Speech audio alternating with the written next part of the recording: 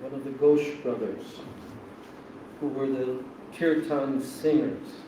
We sing it every evening in the Gora Arti. You remember that line? Huh? Yes. What's the line before that? Nara Hari Hari Hari Shamara Dula Sanjaya Adhikaya. So, those three personalities are transcendental figures in Krishna Lila, of course. They descended in Gaur Lila to assist Chaitanya Mahaprabhu's sweet, sweet pastimes of audarya, distribution of Krishna Prema. So, and also today is Mahaprabhu Varaha Nagara. And where is Madhukar? Because I wanted to ask, what is this event? Other than just that his visit there, was there something that was outstanding? Why it's in our Vaishnava calendar? Well, it's in all the Gaudiya calendars. It's nothing. It's just the day that Mahaprabhu arrived. Varahanagara. Where is that? It's in Kolkata, like in Kolkata city. You go through it on your way to Kekuri. Oh, okay. Okay, now I know. It might be connected with that last time I was sort of Lahava Comfort Jolly, like the roads from there. Oh. And I think Srila Bharti says something about this. Okay. And today we are very honored that we can gather together here. So many devotees I'm looking at in the audience who had association with our beloved, worshipful Godbrother. Om Vishnupad, Ashtatara Sata Shri Shiva, Bhaktivedanta Avadhut Maharaj. Avadhut Maharaj ki. So, this morning I got a lead the other day from, who was it? Borderly. That in Hawaii they had a really nice remembrance gathering, so I looked it up on Facebook. And there it was. And I put my earphones in and I listened to all of the different offerings of the devotees, chief of which was Abhiram Prabhu. And I remember very, very clearly Abhiram Prabhu in those days, and he was narrating his first couple of years of association, non-stop, with Sripad. It was very, very amazing, wonderful, glorification. It inspired me. And so many other devotees also spoke something. So I think in the room here today there are quite a number of devotees and disciples of Avadhut Maharaj. On this day, it's a bittersweet memory for them, of course, because he departed from this world only just a few days back. But the indelible mark that he has left in our Sangha, and I'm going to tell you what impression came to me. Now, there are some devotees sitting here who also personally knew very, very well of another very famous disciple of Srila Prabhupada. He left his body for Prabhupada. And it started with the letter J. Who is that? Jayananda. If you ever met someone who had association with Jayananda Prabhu, raise your hand. Yes. So, but Jayananda was unique, so unique. As far as I know, he's the only disciple of Srila Prabhupada who left this planet, even during Prabhupada's physical presence, still, he left, had cancer, and departed. But Srila Prabhupada actually told the devotees that you can honor this personality, Jayananda Prabhu, your god brother, like we honor the different Vaishnavas, Acharyas, appearance and disappearance days on our Vaishnava calendar. As far as I know, I don't know if ISKCON calendar has included that. I know that the Pure Bhakti calendar has or hasn't. Hasn't. ISKCON does. ISKCON, but not the Pure Bhakti calendar. So that's another consideration. But I feel that Sripad Avadhut Maharaj is the Jayananda of Srila Bhaktivedanta Narayan Goswami Maharaj's worldwide Sangha. And why do I feel that way? I'll tell you later when I speak. But first of all, I just wanted to say that, and I'm really looking forward to hearing deepest heart impressions of the devotees who knew him probably much better than I did, although I had his association over a period of years. I'll tell you about that later. But I want to hear the impressions of Sripad Maharaj, and this will be extremely purifying. Just like we always hear the shloka recited by Bhaktivedanta Bharati Maharaj about how by remembering the Gunagan, by singing the glories of pure Vaishnavas, then what happens? Well, the ropes of material existence just fall away. Very quickly you can enter into the praying dharma of Chaitanya Mahaprabhu. So now I want to turn the mic over to I don't know who wants to take the part of the MC, calling out the different Vaishnavas one by one. I think the disciples should go first. They should speak first, you know. And so I know that Damodar Prabhu is one very shining example of a true disciple of Sripad Avadhut Maharaj. Yes. So I want to turn over the microphone and request Damodar Prabhu.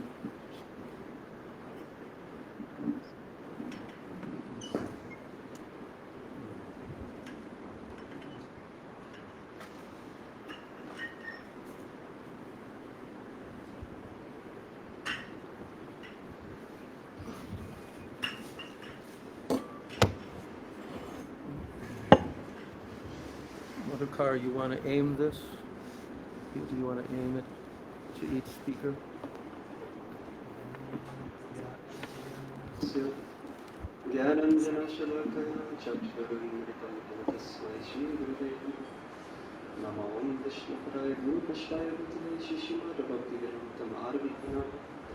Namo Vishnupadaya Krishna Krishnaya Bhutale Shishimara Bhaktivedanta Avadhut Iti Namane Panchakapatitya Dipasa Kulicham Patitanam Bhavabhutyo Vaishnavedya Namo. First of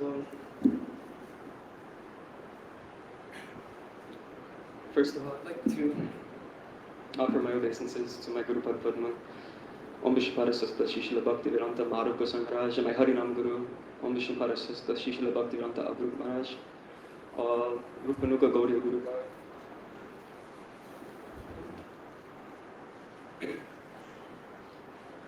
Srila Prabhupada Saraswati Thakur and all his associates. I think probably everyone in this room, including Lakshmi, has known or been around Sripad Avadhut Maharaj longer than I've known or been around him. But I was fortunate enough to spend a couple years traveling with him. So I got to see firsthand his Vaishnav behavior.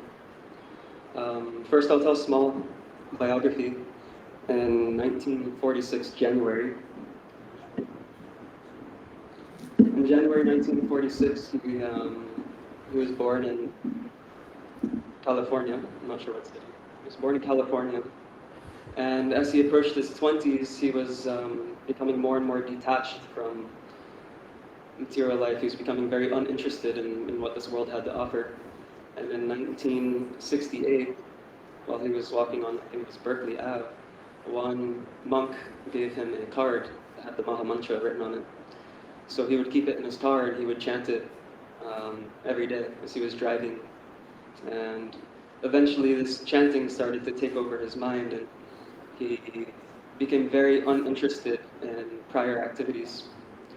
So then he was wanting to search for something more, and he asked his father, who was a commercial pilot, to take him to Australia. And on the way, he wanted to go to Hawaii, New Zealand, and then Australia. In Hawaii, he was very uninterested. He didn't like what it had to offer. So he went to New Zealand next, and he was hitchhiking. As he was hitchhiking, he was traveling with these two strangers, and they were eating meat, and he became his heart was very pained by that. So he decided to hitchhike all over, like by foot, all over New Zealand. And he was thinking he wanted to settle there, but he felt called that he has to go to Australia. So then he went to Australia, and he was going all over Sydney and different cities, I'm not sure of the city names. And it was there that he met one devotee who had just opened an ashram. So they invited him to this ashram where he felt like, oh, finally I found my calling. And they're chanting this mantra that I was given on this card. And they started engaging him in the kitchen and making Simply Wonderfuls and all kinds of other, he loves Simply Wonderful so much. So then later on, he received initiation from Srila Prabhupada via mail. And I had heard he was the first initiated disciple of Srila Prabhupada in the southern hemisphere. So then as time went on, later also in 1968, it was only just a month or two after he arrived. So then in 1981, he then decided he would go on a preaching tour in West Africa. I believe he went with Mukunda Prabhu and Bhaktivedanta Chat Maharaj. So he was there for 9 years. And during this 9-year period, after this 9-year period, he started to hear about Srila Gaur Govinda Maharaj. And then very shortly after that, in 1997, he came into the association of Srila Gurudev Srila Bhaktivedanta Narayan Goswami Maharaj, where he became his Siksha disciple, and in 2004 took sannyas from Srila Gurudev in Navadvip.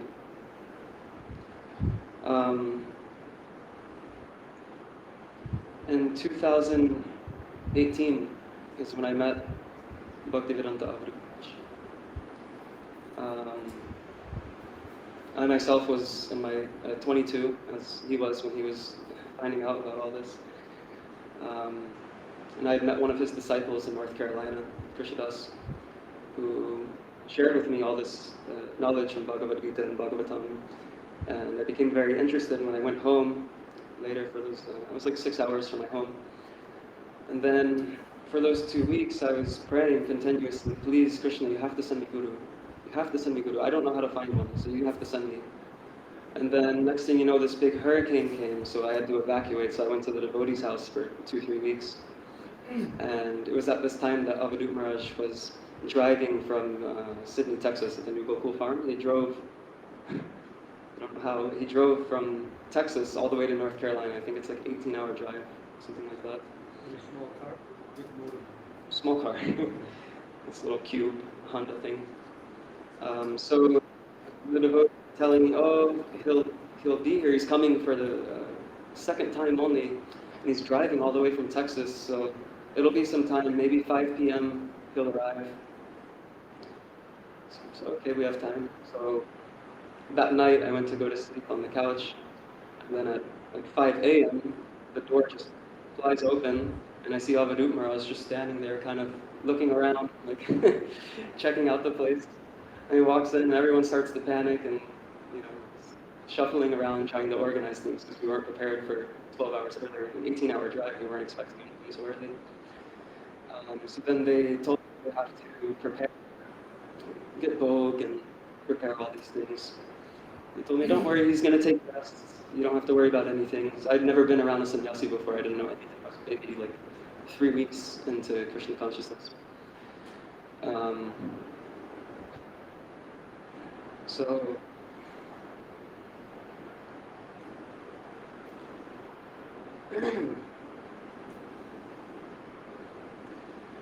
So he went to this room to retire, take rest after.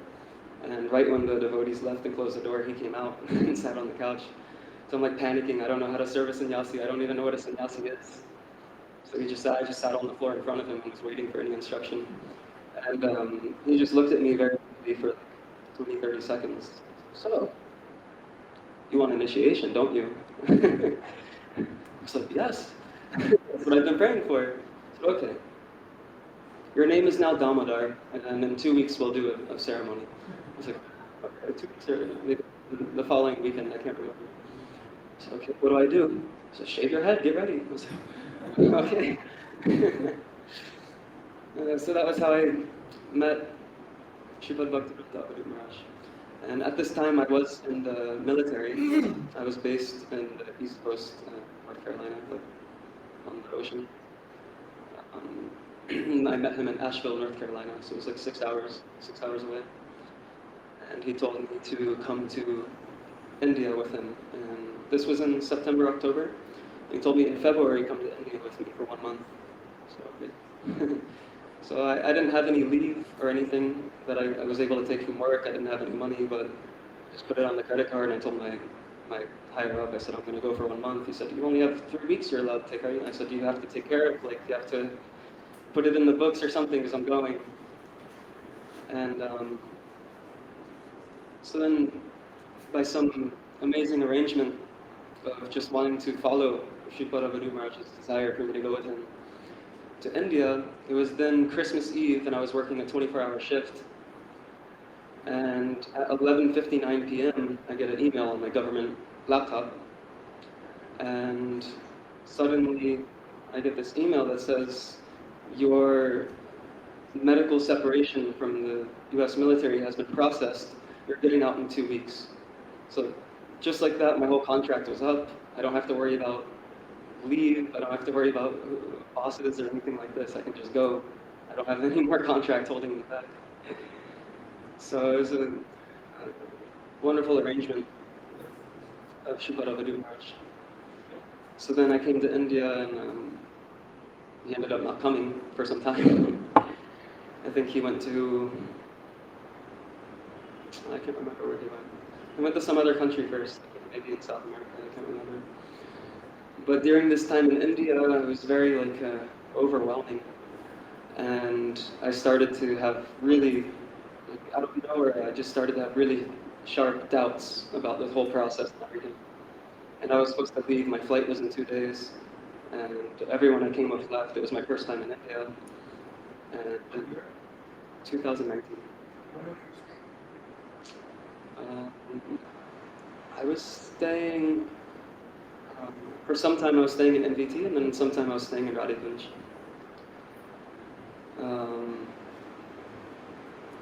So then I was supposed to miss my flight. I was supposed to take my flight, but I ended up deciding to miss my flight.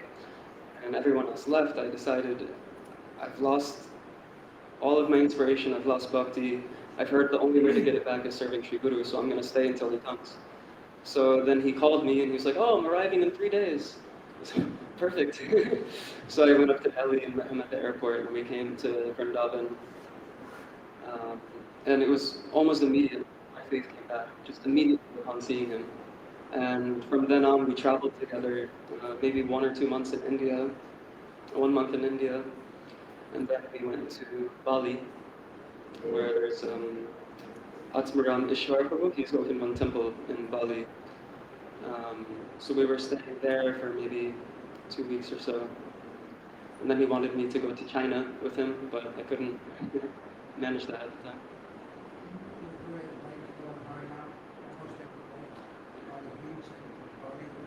Yeah, in Bali, we would have programs daily, maybe 10, 15, 20 people would come every day. We had programs in main area next to the airport, all the way up in Ubud, and other areas of Bali. But he would like to go to the beach regularly and go for japa walks and do sankirtan.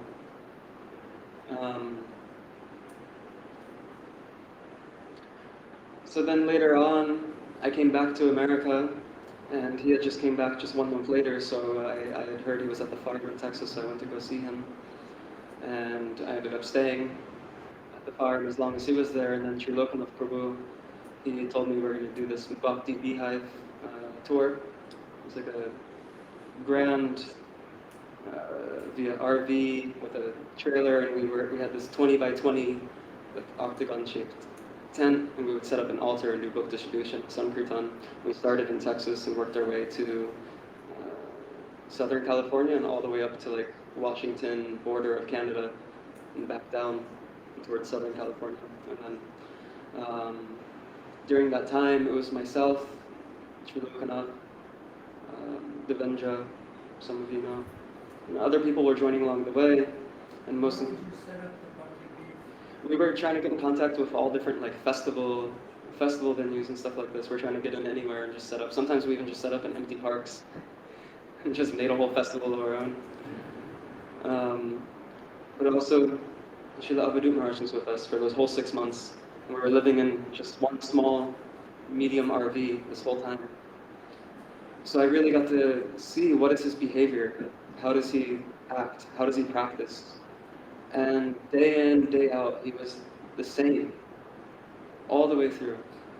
His chanting was so fixed, it was more austere than any of us. And he even in such older age, he was maybe 72, 3, 4, 2 at this time. He had more energy than any of us. And during this whole 6 months tour, for about like 8 hours a day, he would have us go do book distribution and Sankirtan on the streets.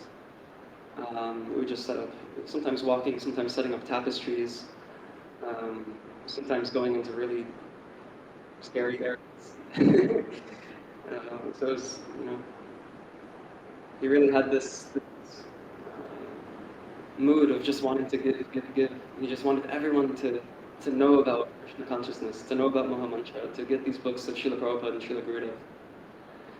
Even once he had me go, and the others, we found a whole strip of houses, maybe like each block was half a kilometer.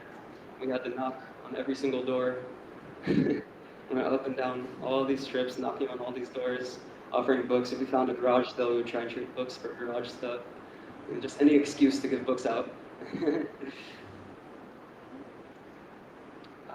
So during that 6 months travels, I ended up in, about halfway through, I ended up in Braj, where he told me that he doesn't plan on giving Diksha to anyone anymore. So if I want it, I have to take from Srila Bhaktivedanta Maharaj. So trusting him, I did this. And during this time of traveling with Avadhut Maharaj is where we met in New Braj. Guru Maharaj, Bhaktivedanta Maharaj. Before Sripad Avadhut Maharaj had even told my Guru Maharaj that he wanted to hand me to him, my Guru Maharaj came to me and he said, "Do you know what your name means?" I said, "Yeah, it means waist bound by ropes of love and affection." This is just what I heard. He said, No. This means your Avadhut Maharaj, he's going to untie this rope and give it to me for some time. And then I'm going to tie you back to him. And then it was only 3 days later that Sripad Avadhut Maharaj told him that he wants him to give me Diksha. So then, during this time, I then suddenly got sent off to travel with my Guru Maharaj throughout India and West Bengal Prachara for 6 months, including Kartik and Gaura Purnima. And then suddenly COVID came, and so I had to go. I was called in the middle of that. I was called by Atma Rameshwar in Bali. He asked me to do Pujari Seva for 1 month. So I went, and I had left some belongings. So then when my visa was expiring, was the same time that COVID came. So I was thinking I'll go to Bali, get a new e-visa, come right back for Prachar. But the day I arrived, 2 hours later, was lockdown started. So for 2 weeks, it was nice, and Bali is wonderful. But I was feeling really like deprived of association. My only place I could go was America because of my status as a citizen there. So I was praying so much as I was serving every day. The Thakurjis there, I was praying to them, please, I have to have the association of Avadhut Maharaj. He's the only one I know in America that I can go to and receive Sadhu Sangha. And then, after so many canceled flights, suddenly I was taken back. And then I was traveling again with Sripad. I stayed there for maybe 2.5 months. And then we drove together in a van. We went to all the way from Texas to North Carolina and down to the Alachua Temple. So that was another 3 months at the farm, and then another month and a half or month. That was during the lockdown. During the lockdown, we were traveling in Never this. got locked down. No. And I had this really small van, but somehow we squeezed in there, the two of us, and traveling all around. But then I ended up, that van broke down. I ended up being stuck in Alachua. Like, right when we got there, it completely totaled. Like I turned it on the next day and the van was totaled. No mechanic could fix it. So then Avadhut Maharaj was like, okay, I'm going back to Texas. You stay here and do Pujari Seva. I was like, okay. So during this time, on and off, I got to meet him, Virginia, New York, Philadelphia, with him and Bhaktivedanta Shanta Maharaj, and we would go different house programs, Harinam Sankirtan. I had heard that Sripad Avadhut Maharaj was so attached to Harinam Sankirtan, like anything, you wouldn't believe it. When he was in the LA temple, he would go every single day, despite other people wanting to go or not. Go every single day. He was like the leader of the Kirtan party. And even when the LA temple closed, his natural renounced nature, he decided he'll just go sleep under a tree on the beach and he'll still go and do Sankirtan every day. So he lived like that, just going tree to tree in LA. And like anyone says, he really lived up to his name of Avadhut. Everyone says it.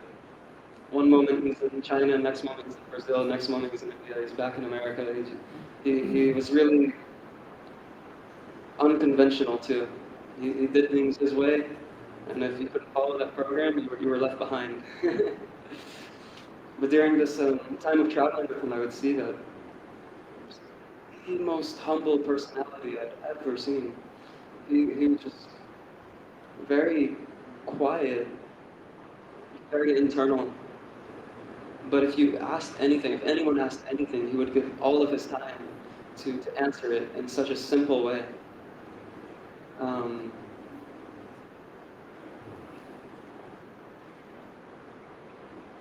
So then during this time of traveling with him, and then there was some break, he went somewhere and I was stuck in Alachua, and then eventually I came back to Mayapur as things started to become allowed to travel again. And he was staying in America, and so it's somehow by some chance it ended up that for 2 years I didn't get to see him. After being with him non-stop for like my whole beginning of Krishna consciousness journey, then suddenly for 2 years I wasn't with him at all. And I had wrote to him, this was at an earlier time, it's getting a little blended, but I had written to him at some point where I was not with him for quite a while. I had messaged him a voice message saying that I want to travel with you again. This has been too long, I can't handle it anymore. And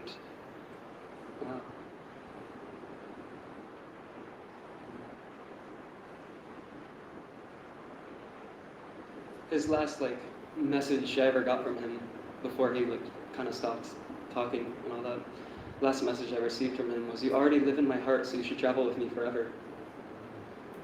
So then I had heard about his cancer, and I was hearing it's not looking so well. Suddenly I got a call from Sri Loknath saying Gurudev wants to come to Mayapur, but he refuses to go until he can walk without his walker. So then I was thinking, I'll never see him again. how is it going to be possible? His condition's getting worse and worse. And then suddenly he calls me, or leaves me a message, and he's saying, my cancer is gone, I feel all of my strength back, I'm coming to Mayapur, where should I stay? I said, give me 30 minutes, I'll arrange everything.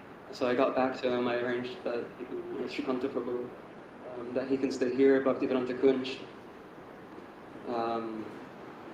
So then he messaged me back saying, okay, great, I'm coming in 3 days. And he never told Sri Lokanath, he never told anyone else that he was with. On the very night before, he said, oh, Sri Lokanath, you have to book me an Uber because I'm going to India. He was trying to sneak out. Even in such so much sickness, it was still his nature was kind of like a little playful like that. He announced cancer was gone. Yeah. Very strong. Yeah. Avadhut. So then suddenly he came just a few days later, and his condition was okay, clearly getting worse, but we were thinking maybe the travel really toughened him out. But he was able to shower on his own at first. He was able to walk to the bathroom, sit up. And then day by day it was getting gradually. Every day was something new. It was getting worse and worse and worse. And then about 5 days before he disappeared, we were outside, just right here. And he was expressing that he no longer wants to be here. And all day he was just laying out in the field. And this huge storm, I hadn't seen a storm like this since, it was way early for the season too, but I hadn't seen a storm like this in a few years. Last time I saw a storm like that was in 2020. It was so impressive. And it was just lightning without any rain, lightning for a couple hours. And we were just doing kirtan. Sri Lokanath, Devendra and I were just doing kirtan. This was from mid-afternoon all the way into the evening, 7 or 8 p.m., something like this. And we were just doing really gentle kirtan the whole time. And then eventually this downpour was coming, so we got back up to the room. We were thinking he's choosing to go now it's all the storm and everything. Oh my gosh. But then, just right outside, yeah. And so then, every day after that, the next day, he told us it's time to go. He said, it's time for me to go. He said, I have to go to the pathway. Thinking maybe he needs the bathroom, the hallway, maybe he wants to walk or something. We didn't want to think that, And then he was like, what time is it? Is it day or night? And then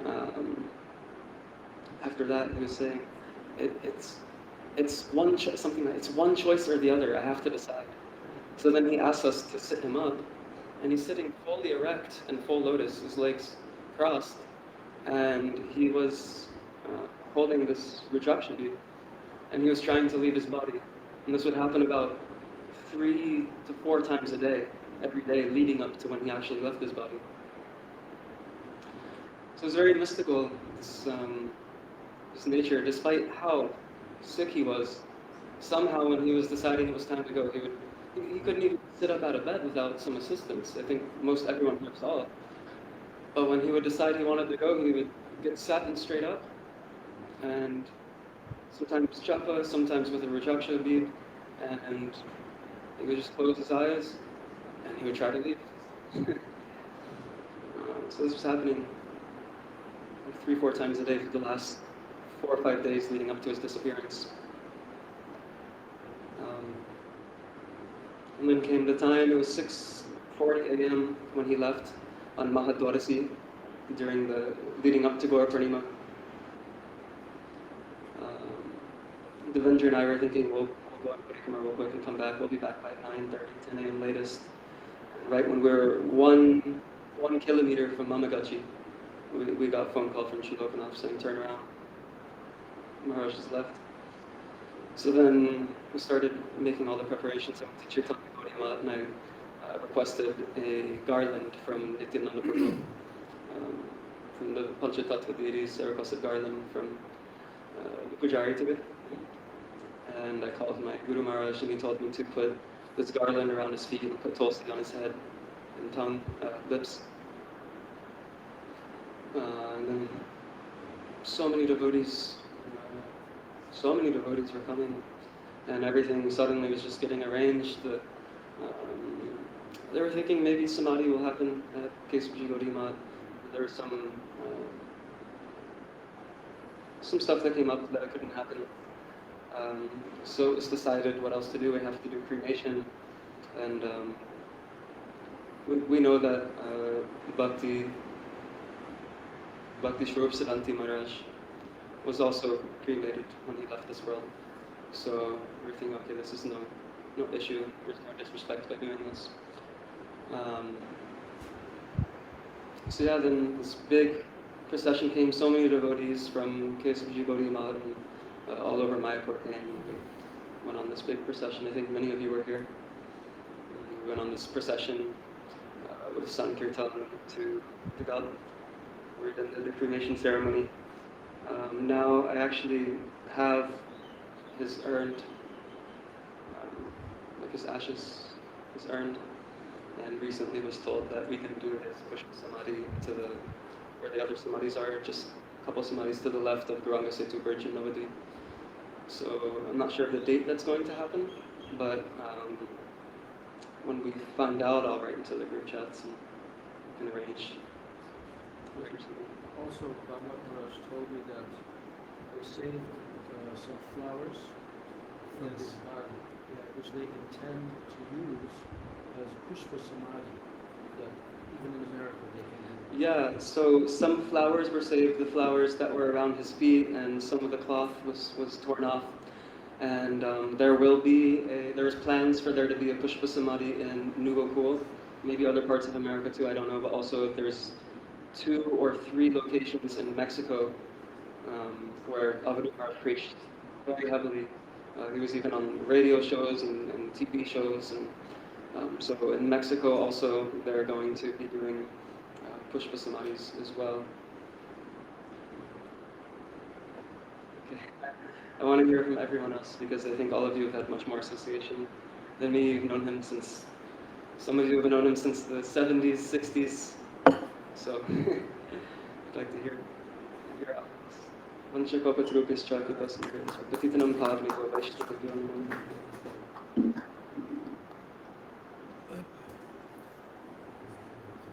Is there any other disciple?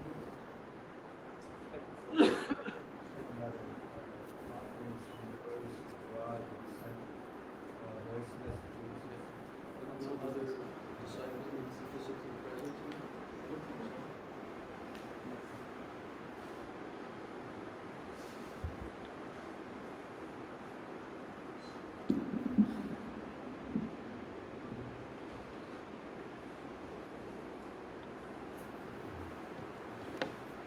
Just to give an idea of who has sent reminiscence,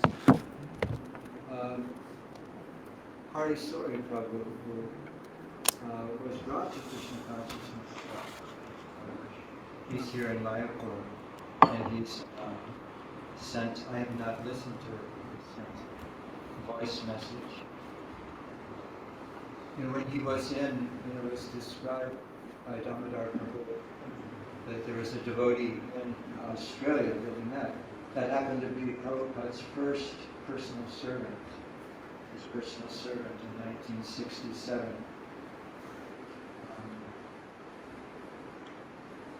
He was there. And he was the first devotee that joined. He was an American in Australia. Also, in times of chronology, there are messages from both Sant Maharaj and Mukunda Das Prabhu, who were with him in Africa. Also Sadhananda Prabhu has sent something, and Jayanta Prabhu also, who were with him in the 90s when he was doing Gopal Discourse. So, and plus there are beautiful remembrances. One from Gopanandini Devi that I thought Miss Cynthia, she's here. would read. And is Rishikesh Prabhu here? Okay, good, because he has the same accent as Prajandananda Prabhu. And so we thought he could read Prajandananda Prabhu's offering.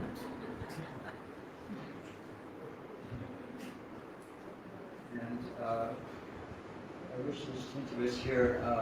I can read it. Is my god sister Govinda Nandini? Yes.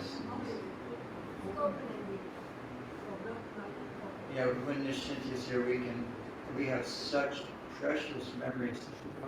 Yes, of him in the Rose. Well, actually, first it was a temple before the Venice Rose Temple on Dudley.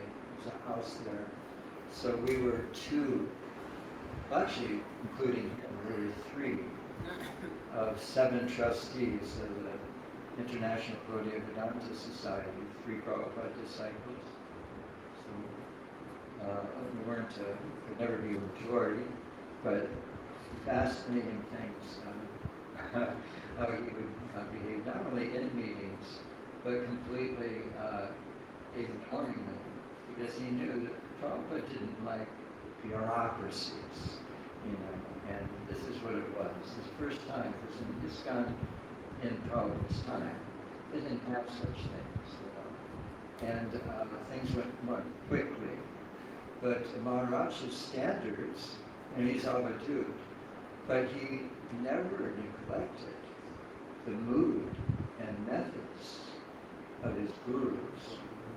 So no matter what was decided by a board, if they were contrary to those standards, he was Avadhut in the sense he just completely ignored those and would do whatever he wanted. And he was always right. I can tell you that, just personally. Sometimes I would have, like, Maharaj, we have to do this or that, or we would do something just outrageous. And I'd say, Maharaj, and he would explain to me perfectly how, no, this is what Prabhupada would want, this is what Guru Dev would want. And he would defeat me every time. He was always right, and I was always wrong. There's nothing I can say except that. But I'll tell you some of those incidents that were just, they're hilarious. He was really the humor that he would invoke, was just by his nature. It's just, one time my wife told me in an early meeting, IGBS, 7 trustees, she said, oh, just look at his face during the whole meeting. Just look at his face. So I did. I would just look at his face. Amazing. His eyes, those deep kind of, what would you call them, turquoise, blue eyes. He would listen, and you could tell just by looking at his eyes, he not only understood everything that was said, he understood, more importantly, the intentions of everybody and what was said. And how do you express this? With his eyebrows. And this is what Nishin wanted me to see. He had the most expressive eyebrows. I couldn't believe, just the way they were like, just one would go up and then another, or they'd go like this. And it was just so expressive. And you could tell just by looking at his face, you could see how he was seeing everything and reacting. And it was just so point on. I learned more from looking at him than looking at any of the speakers, or this is how I could tell those things. Such an individual whose consciousness was so above ours, actually. Yet now I'm talking, this will just be my time, but your time. The Rose Temple, I don't know how much I have to disclose here. I have to disclose something. But it was a very unusual arrangement because there are many devotees that come from India. And this is the first time in Southern California. And hey, it's Los Angeles, it's Venice Beach. And their first thought was, well, wait a minute, we're here in Hollywood. We got to preach, we got to go Hollywood. And so that meant, dressing real sharp, like that, getting $300 sunglasses. That's like, we gotta preach to the people we want to preach to here. But Avadhut Maharaj, do you think he took into consideration this idea that this should be the mood and policy of the temple? Quite the opposite. He would dress very much like an Avadhut. And so, and sometimes in the meetings they go, hey, even though he's senior to all of us, he's a sannyasi, and you really recognize him. But he said, Maharaj, you gotta get a little more spiffy there. You gotta, he just looked, it was completely, they thought they were talking down to him. They didn't even know what was up or down. And so, and Shinty and I would intervene and say, you have no idea, where his consciousness is. It should be a lot more respectful like that. And one thing I found out about in classes, now, when he would give class, at least at that time, in the Venice Rose Temple, he would be so self-effacing or reticent, that you would have to get very close to him to hear him. Even though it doesn't matter microphone, because he would just, I don't want to say mumble, but he would just speak very softly. But if you did, if you were intelligent enough to do so, his classes were so high. Not just from Siddhanta perspective, and to the Lila Katha, always with references from Shastra.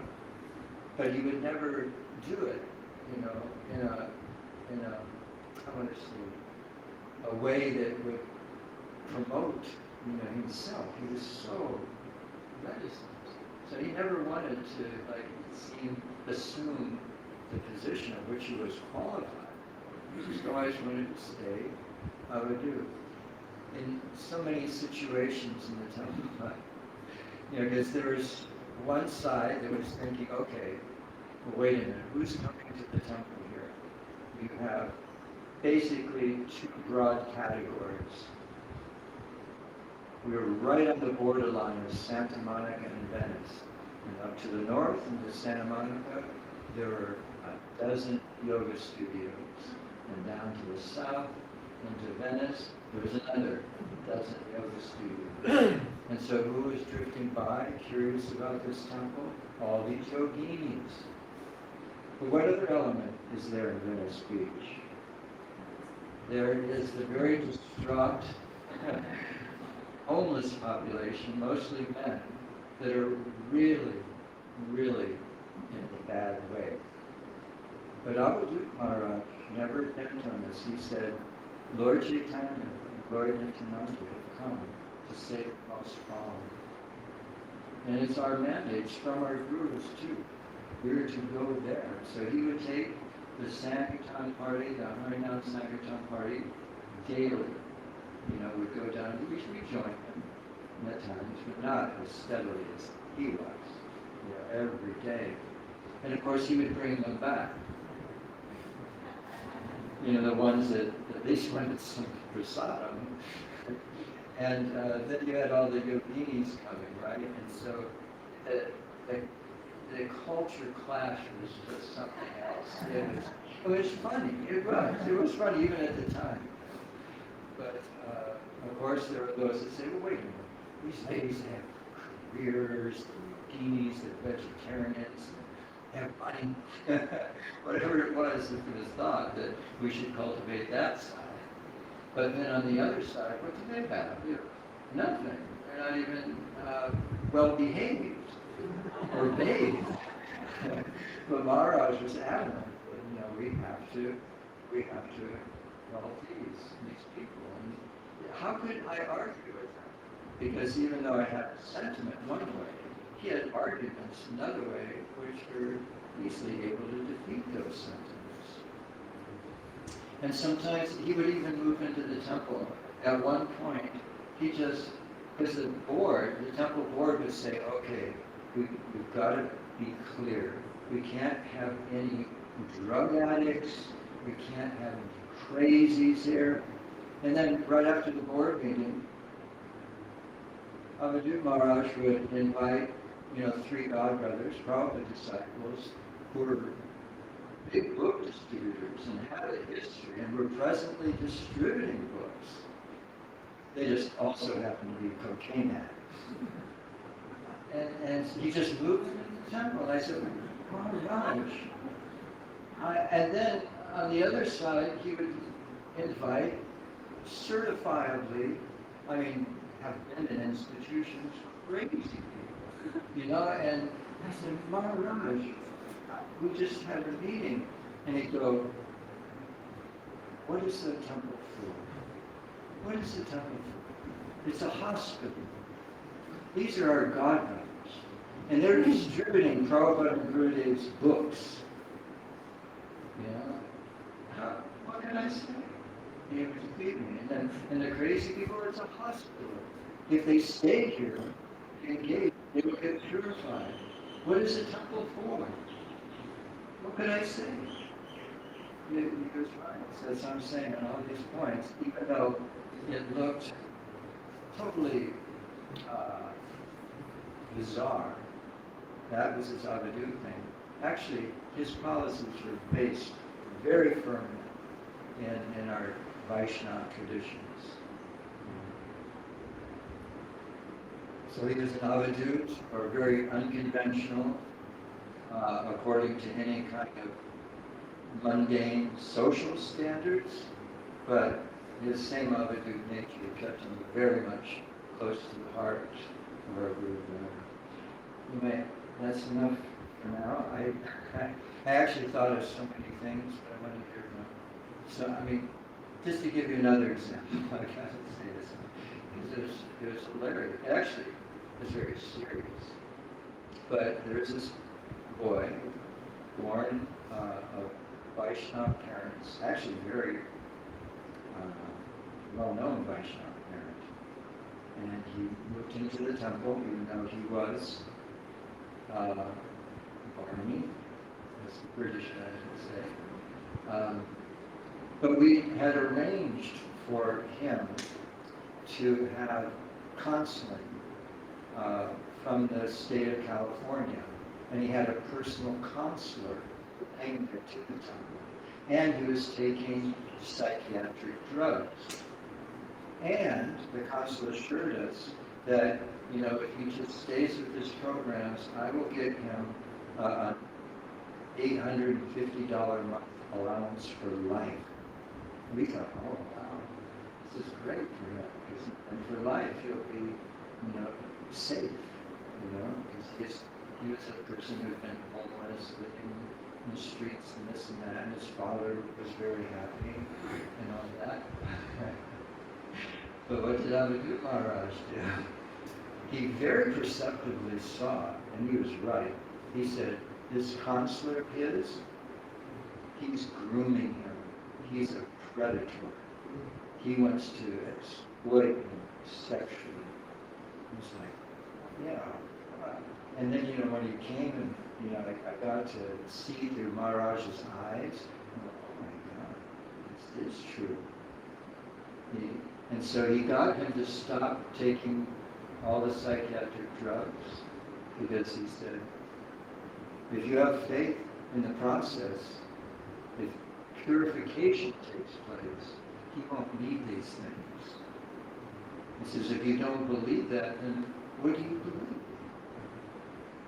And so he was challenging me. He said, well, there's going to be $900 a month if he just goes along with the program for a little while. And he says, Krishna's maintaining everybody. Why do you have faith in something else in the state of California? Especially when it comes with conditions like this, that he has to associate with a predator and he has to take psychiatric drugs. And I go, okay, Maharaj, you defeated me again. What can I say? Everybody is upset.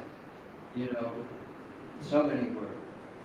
So he was Avadhut to them, But actually, again, he was very much in line with our Vaishnava tradition. It was so pure. Okay, there are a lot of other devotees who want to speak, and I do want to play these sound bites. So I'll just ask you, who do you want to hear from first? We can have all the devotees speak, and then the sound files after. Well, we can play a couple of the sound files and then Shri Okay, some of these I have not heard. Maharaja Prabhu is the person who Are they established the, really short sound files? yes, the Bhaktivedanta Research Center in Calcutta. He was Prabhupada's personal servant for a while. And was his sannyasi, Prabhupada came up. I've not heard this. His wife Sitala just sent this. So I don't know what's going to play. He also has MS, and so it's hard for him to speak or walk. Very sorry, but he has sent something in regards to Avadhut Maharaj. It looks like it is 11 minutes long. What comes after that? Well, I'm just doing it chronologically. We met in Australia, so the next devotees are Shanta Maharaj and Mukunda Prabhu sent a very beautiful book. And it was, and what Mukunda sent us okay. How many minutes are the other ones? So Harisari first and then Bhagavat Maharaj. How many minutes? Huh? How many minutes are the other ones besides Actually, Mukunda's is quite short, but it's so concise. You know, Sadananda Prabhu is 14 minutes, and Shanta Maharaj wants to do a live one. So. Okay. So, in what order I'd like you to correct? Okay, very good. Very sorry.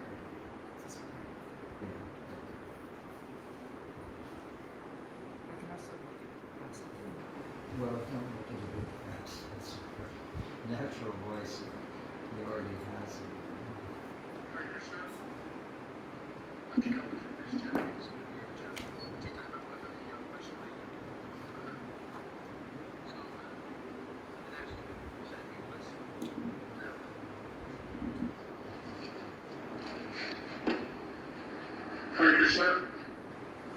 Namaskar for Krishna, Krishna Devacha, Uchitanam Padmanabha, Vaishnava Namaha. So, I would like to say a few words about His Holiness Avadhut Swami, formerly known as Padmanabha. In 1971, I had moved to Australia from England, and at that time I was seriously seeking out some answers to the question, who am I, why I'm here, why am I subjected to death?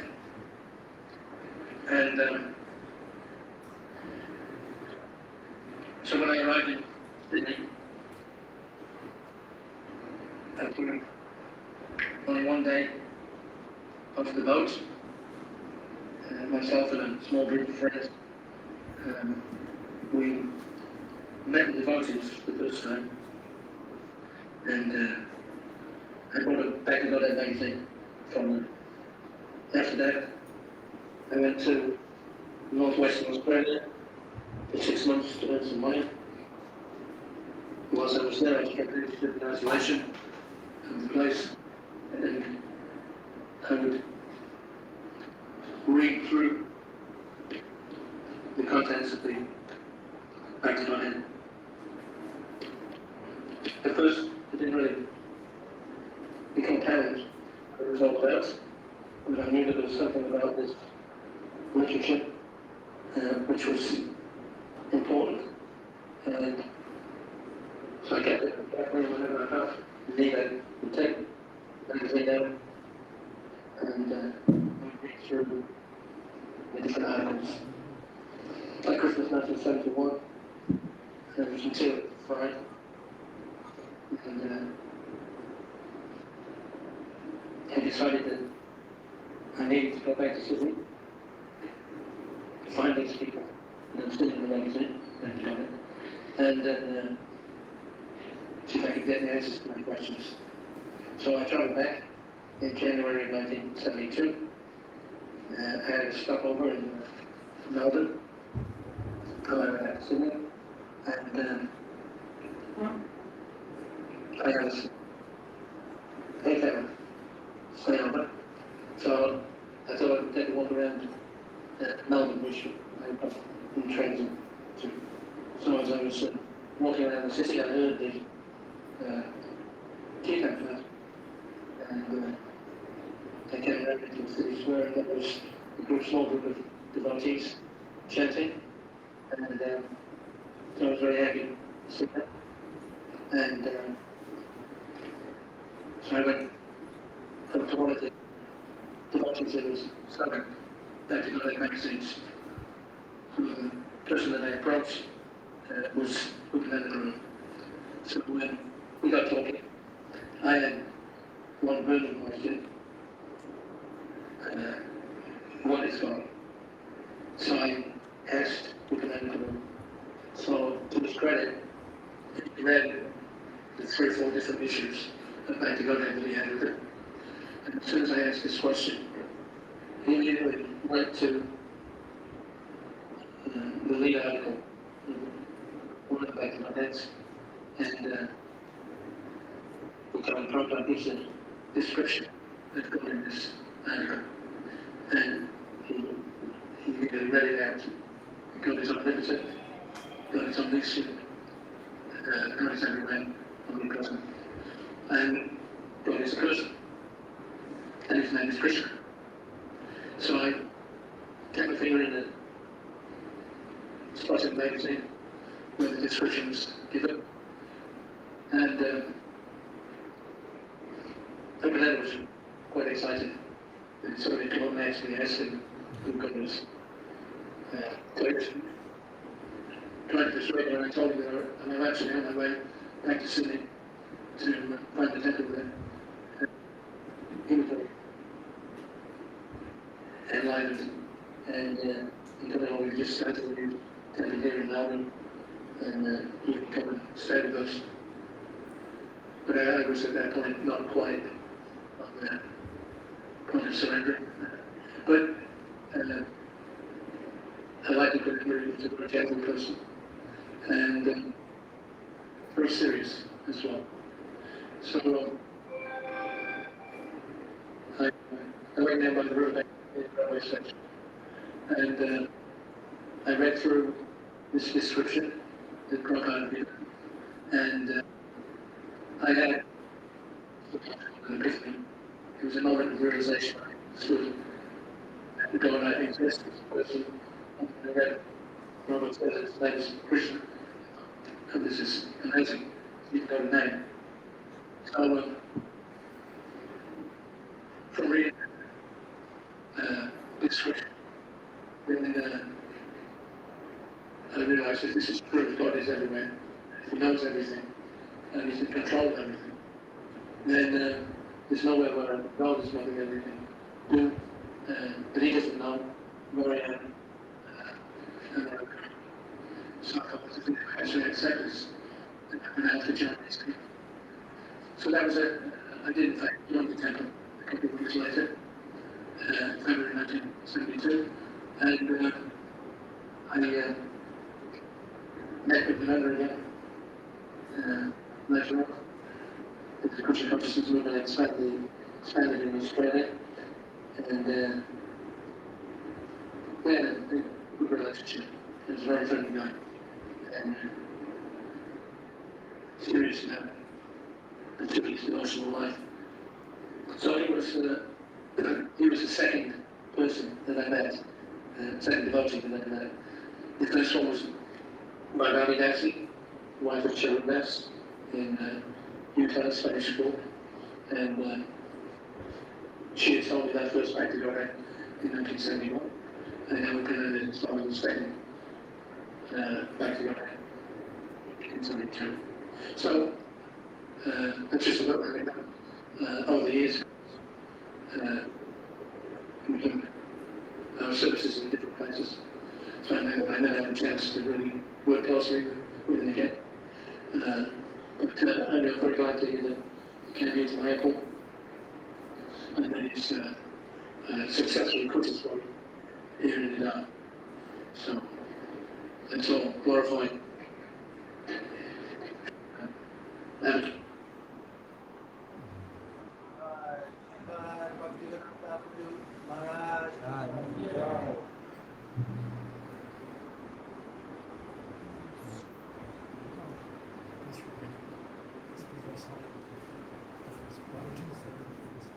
Tell who it is first. Now we're going to hear the glorification by Sripad Bhaktivedanta Bhagavad Maharaj.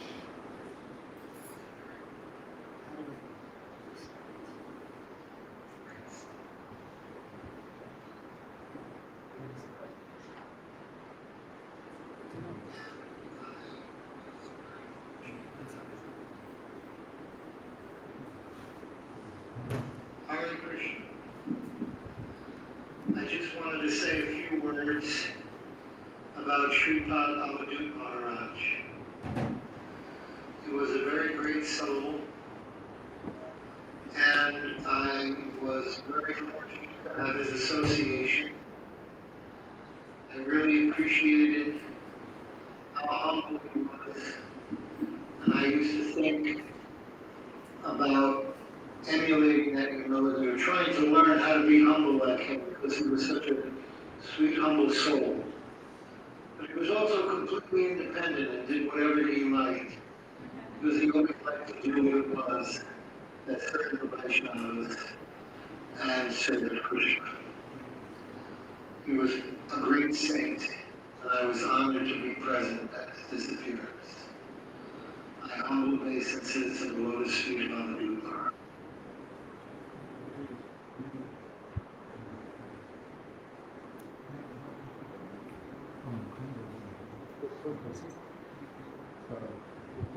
Mukunda Prabhu, well, you'll see the nature of his elevation just by hearing him, but he worked with Avadhut Maharaj in West Africa for many years. He'll explain this.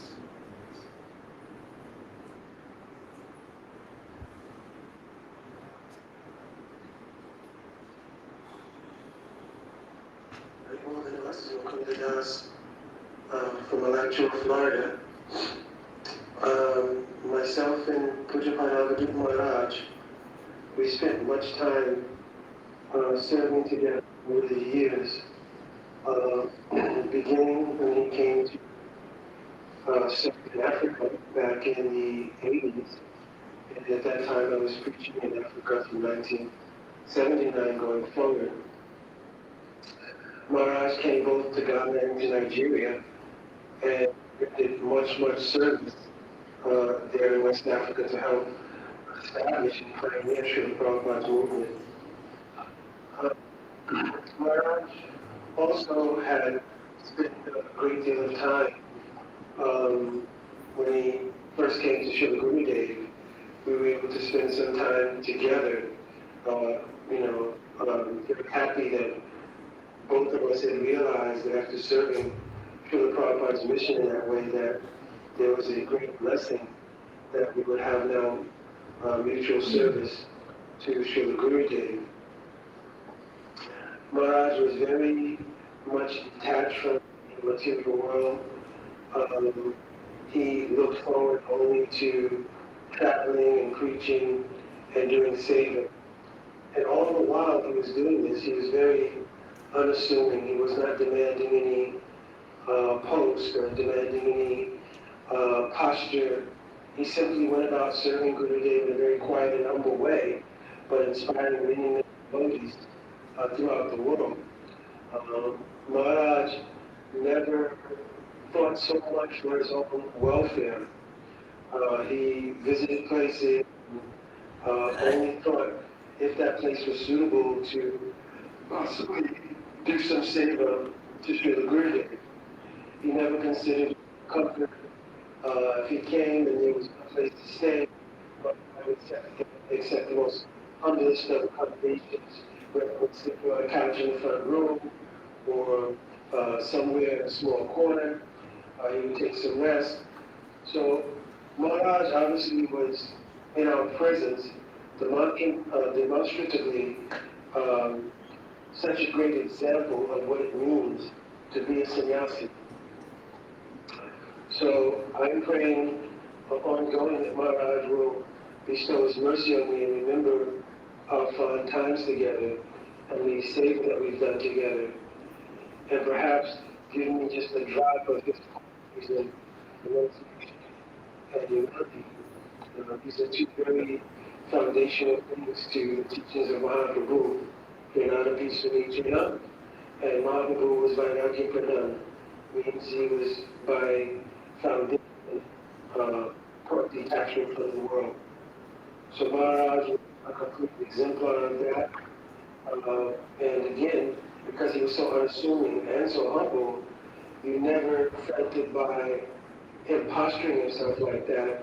It was just naturally observable in his behavior and in the way he conducted himself with others. Though he was very senior to me, actually, he always treated me with the utmost respect and affection, just like a brother.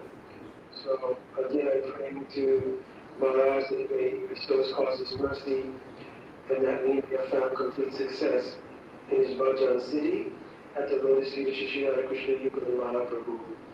Jai Kuja Maharaj Maharaj Ki Jai.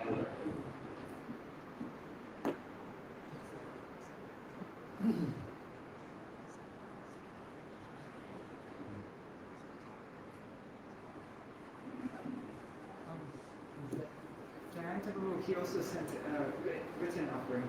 Should I read Also Santa Maharaj? Oh, Shant, that's a lie. Oh, he wants Shant, yeah. Shanta Maharaj is a line. He wants to call in. Okay. So, could you say something about that? So in the 1990s, Sripad Avadhut Maharaj, he had a lot of qualifications. Even though he was a renunciate, he could make money very easily. He had a business, a very successful business, bliss bars. And even Zane Marley came and invested his presence, and he was packaged along with the hemp bliss bars that were going out there. And he managed to get him to market them for him. But he had a very ongoing business, big business that he did with Jayanta Prabhu. And also Satnanda. And Sadhananda, yeah, the three of them.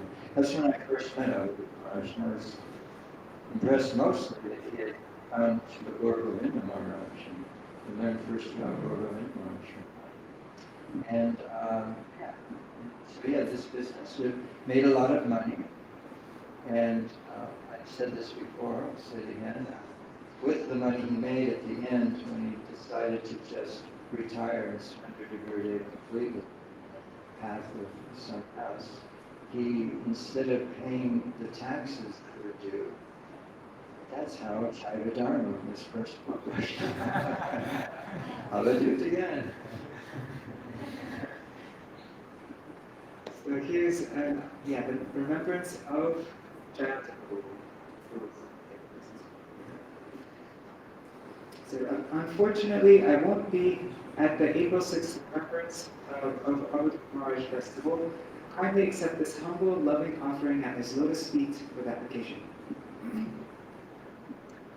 I remember on one Vajra festival, before Maharaj took sannyas from our most beloved Srila Guru, after Mangalarti, devotees would start clamoring for rides on the way to the intimate morning walk state. By Krishna's divine arrangements, Maharaja and I found ourselves without a ride. Fortunately, one very devotee, offered us a ride.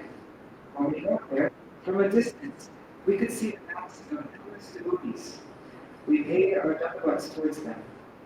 Then Srila Gurudev and the fortunate morning walk devotees reversed direction and were moving towards us. As we moved towards them, and we could see Srila Gurudev leading the assembled devotees with the cows on either side of them, grazing and gazing, having darshan of Srila Gurudev and the devotees, ensuring their successful next births. We can see Srila Gurudev looking at us intently. Immediately we paid our loving dandavats again. And as we got closer to Srila Gurudev, he said, looking at Avadhut Maharaj, "Oh, Upanata Guru, you're just now arriving from the Bliss Park factory?" I could see Avadhut Maharaj's face turn pale as we looked at each other. Since Maharaj was my senior in age, seva, and bhakti, Gurudev awarded him the sauce, the treat, the chastisement. But in actuality, it was Srila Gurudev's causeless mercy that eventually led to Maharaj making sannyas.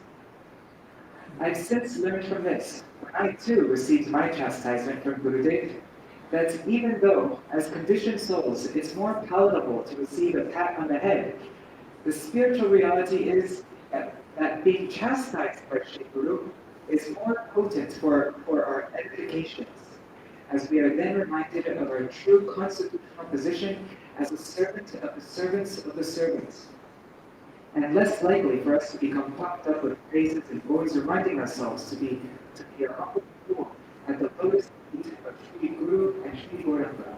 Hare Krishna. With love and affection, Jayanta Das. Prabhu is responsible for many videos that Gurudev toured in Southern California and Bangalore. Many of the older videos, and also in India, San Francisco Center, he did many videos.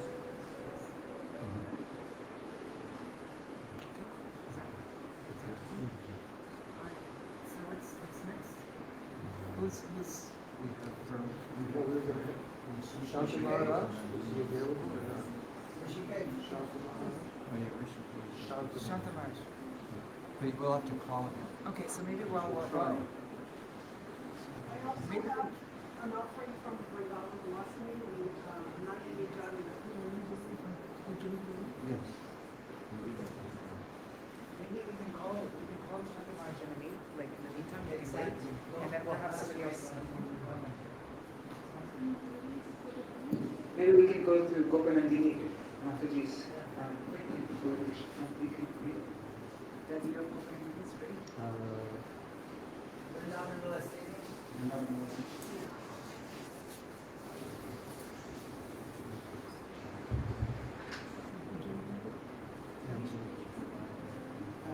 Are you ready? That do you know where it is? Here we go. Okay. This is one. This is Okay. Gopanandini's. Okay, here's Gopanandini's. Okay, and then we'll do Rajas and then Vilasini's. Just read Gopanandini's and we have the right answer. Chocolate. Blessing. Blessing also. We can let her go first.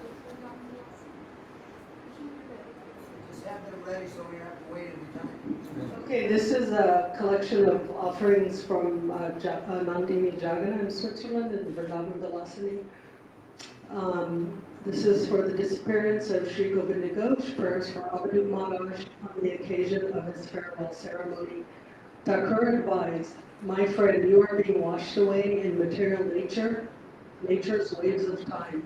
Please try to understand that you are the eternal servant of God, then everything will stop and you will be eternally happy." 21 purport, that are inclined to material activities remain in the material sphere, but persons who engage in devotional service reach the abode of the Supreme Personality of Godhead, where there is neither birth nor death nor different varieties of life, under the influence of the law of karma. The best interest of the living entity is to engage himself in devotional service and go back home, back to Godhead. By Srila Thakur. Srimad Bhagavatam 4:17-30, purport, abandon all varieties of religion and just surrender unto me, I shall deliver you from all sinful reactions, do not fear.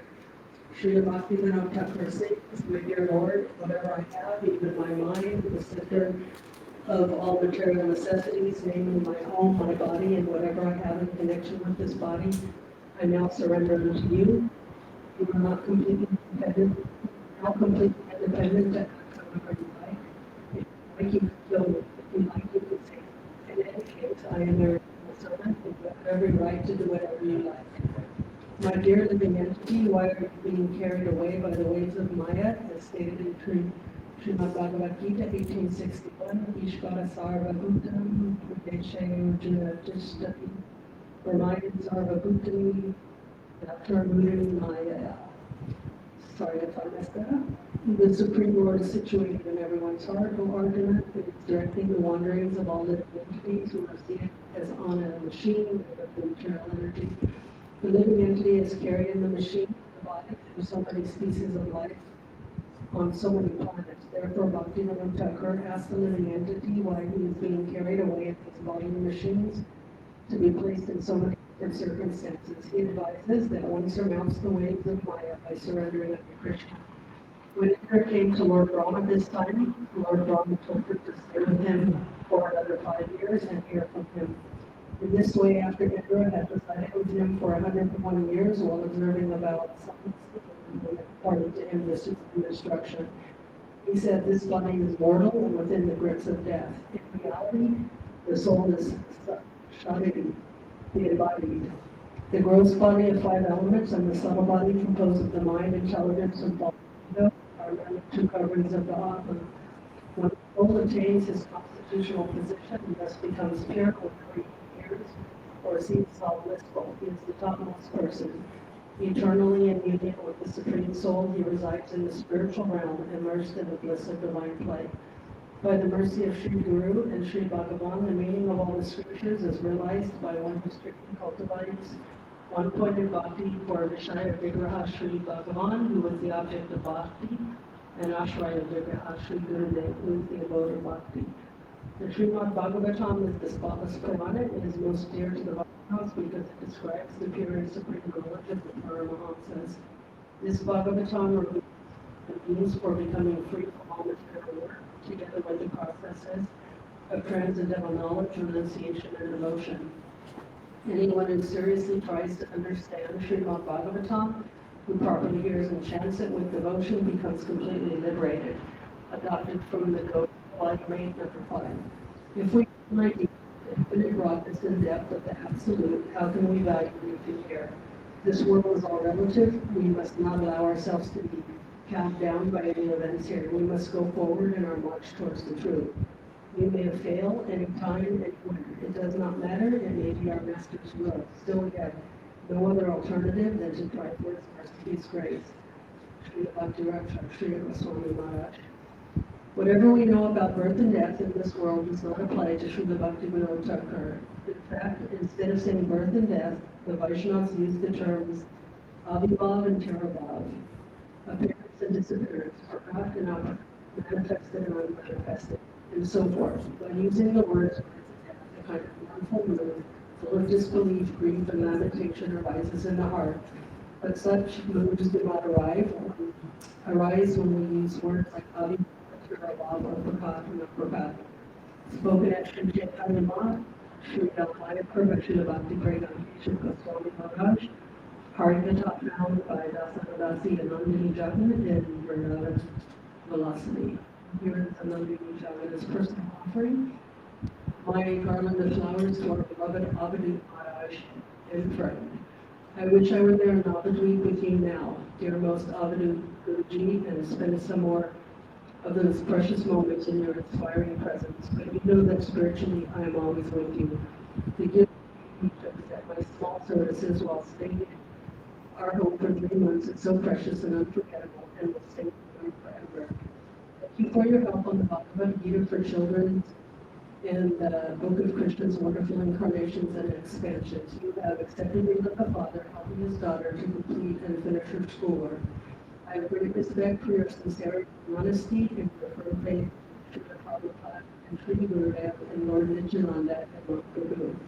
You propagated the holy names in the whole world and encouraged everyone. Always pray in Nityananda Prabhu and Chaitanya Mahaprabhu. Simple living and high thinking was your motivation we should live boldly and naturally at a daily basis. You have been an amazing example of Vaishnava etiquette and such a great friend. You never criticized and always supported everyone in a wholesome understanding of your true self as an eternal individual soul. Your approach and attitude was always so generous and welcoming. You never tried to put yourself above others, but showed them the right way of teaching by your own example and your causeless mercy. Yes, you are a true Avadhut. I tried to hide my feelings, but now I cry and wash your lotus feet with my burning tears. Stay blessed, my friend. May all our great Guru Bhagavad protect and guide you. May Srila Prabhupada and Srila Gurudev Narayan Maharaj shower their limitless mercy upon your great soul. Shri Krishna speaks in verse 7:14 of Bhagavad Gita, my divine energy mind, consisting of the three modes of nature, is very difficult to overcome. But those who surrender unto me pass over it very easily. Hare Krishna, Dasanadasi, and Adhana.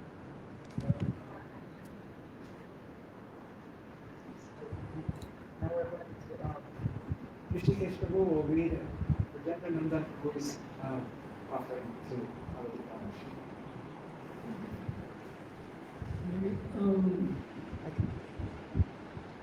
In New Braj, we are feeling a mixture of both sadness and happiness regarding the departure from this world of our dear Avadhut Maharaj. Sadness because we will be deprived of the association of such a humble and exemplary devotee as Maharaj. Happiness because he departed so auspiciously in Mayapur on Maharaja's during the Avadhut Parikram, surrounded by so many devotees. We will show them because he was such an inspiration to all of us, dedicated example, and he was loved by all who have the good fortune of knowing. Sripad Avadhut Maharaj ki jai. Rishikesh Prabhu, any No, actually, I only knew Avadhut Maharaj for a short time. I think I first met him in America, but I didn't have so much personal association. Okay, and now we'll hear the offering from Padmanabha.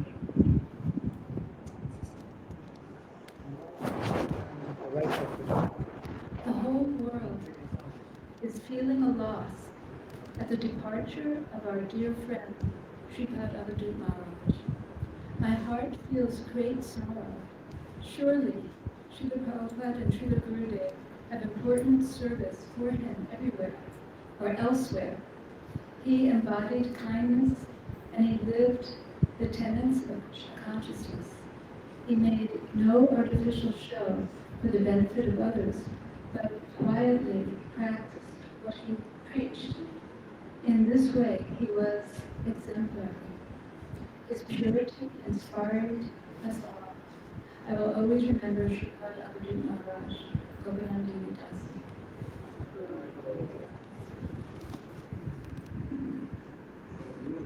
Okay. Oh, yeah, I don't have such.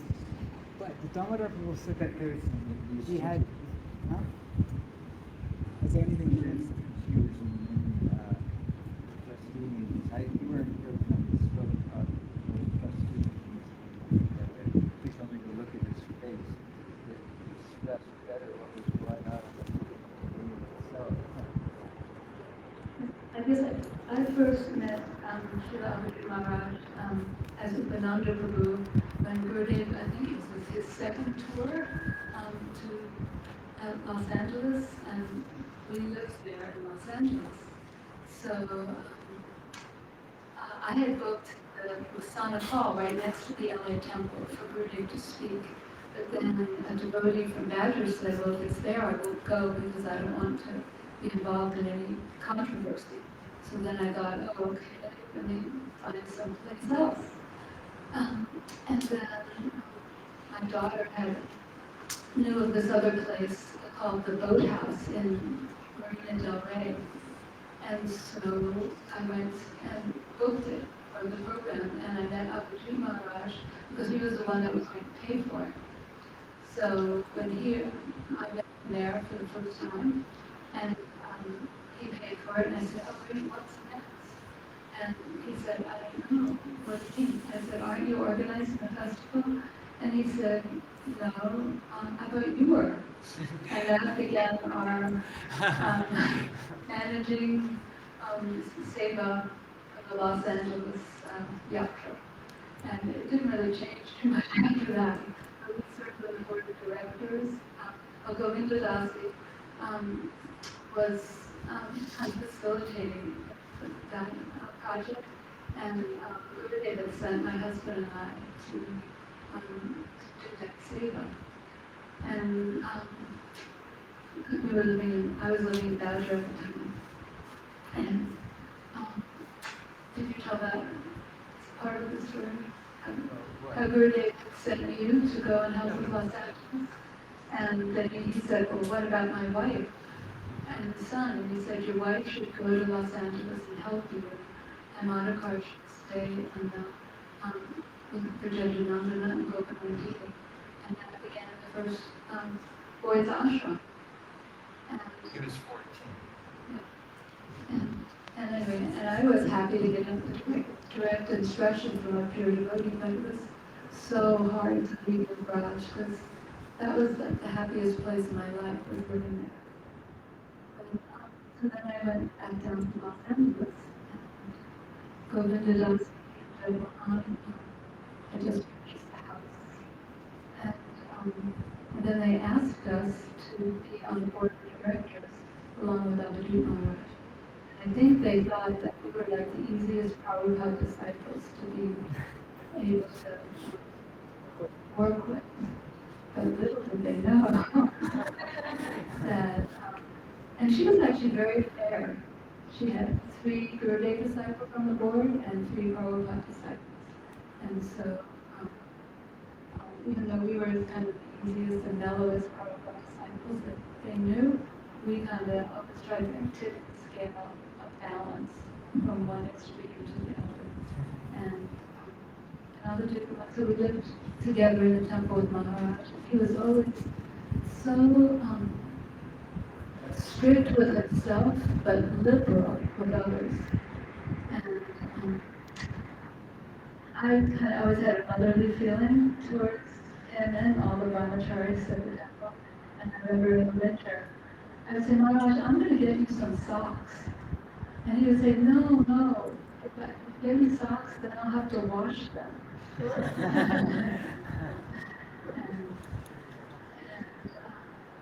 And he was such an example of just austerity, but with heart. And every morning he would be there for Mangal Arati, and he'd always bow down and do his full Dandavat pranam, even though he knew it was like hard for his body to do that. But he never moaned, he just was so exemplary in his austerity and in his Vaishnava qualities. And in Los Angeles, even though we were the board of directors, for some reason, we were lucky if we got like a 20-minute darshan when Gurudev was in Los Angeles at the end, right before we went to the airport. But in those short darshans, Gurudev would express so much faith in Avadhut Maharaj as the resident sannyasi there. And I remember I noticed that. And right before leaving, he would say, I can't remember his exact words, but basically entrusting things under his care. And I remember Avadhut Maharaj just touching his feet with all humility. And I guess that's my offering. It's such great fortune to have served together with him.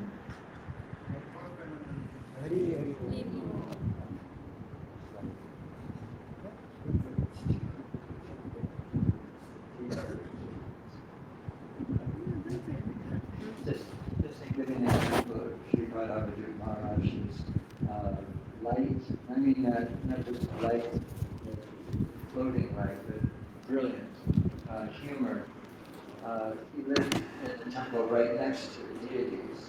There was a room. But up in the tower, there were two ladies, Gurudeva's disciples, who were very expert at bringing people to the temple.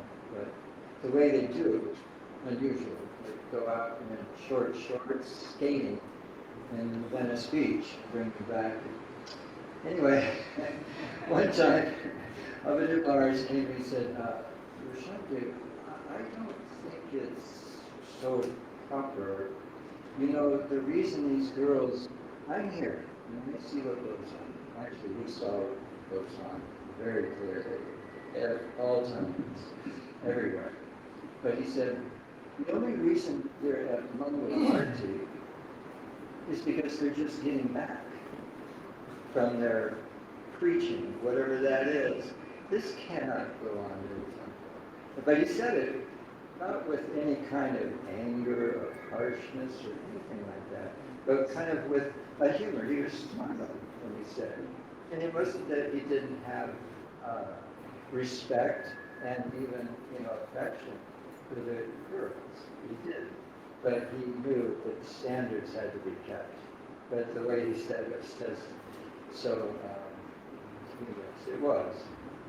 His mood was not one of being harsh, but just in seeing the humor of the world. Okay.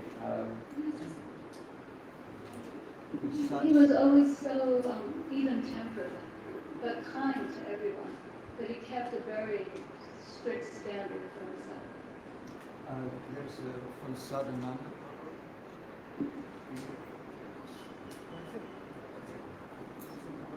It's a recording.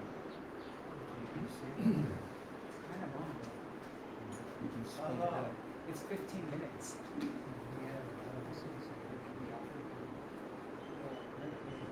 He had a lot of association.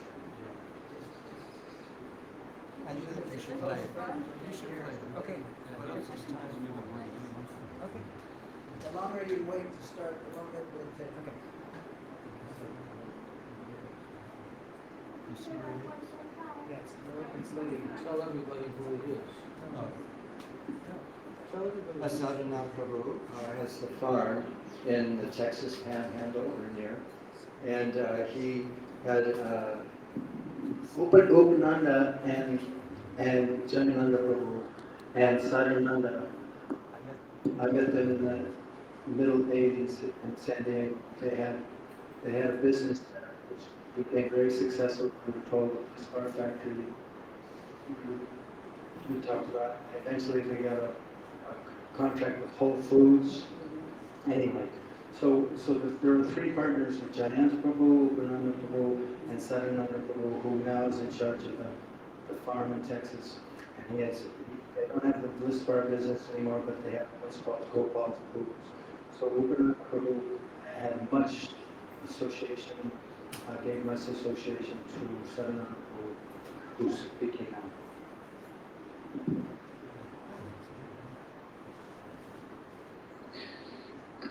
Jai Sripad Swami ki Jai, my Padmanabha. I wanted to thank him for having had quite an impact on my life. We have worked together for like some 40 years. When he first came to the San Diego Temple in California, at that time he was a simple brahmachari, not demanding any respect, not behind the fire.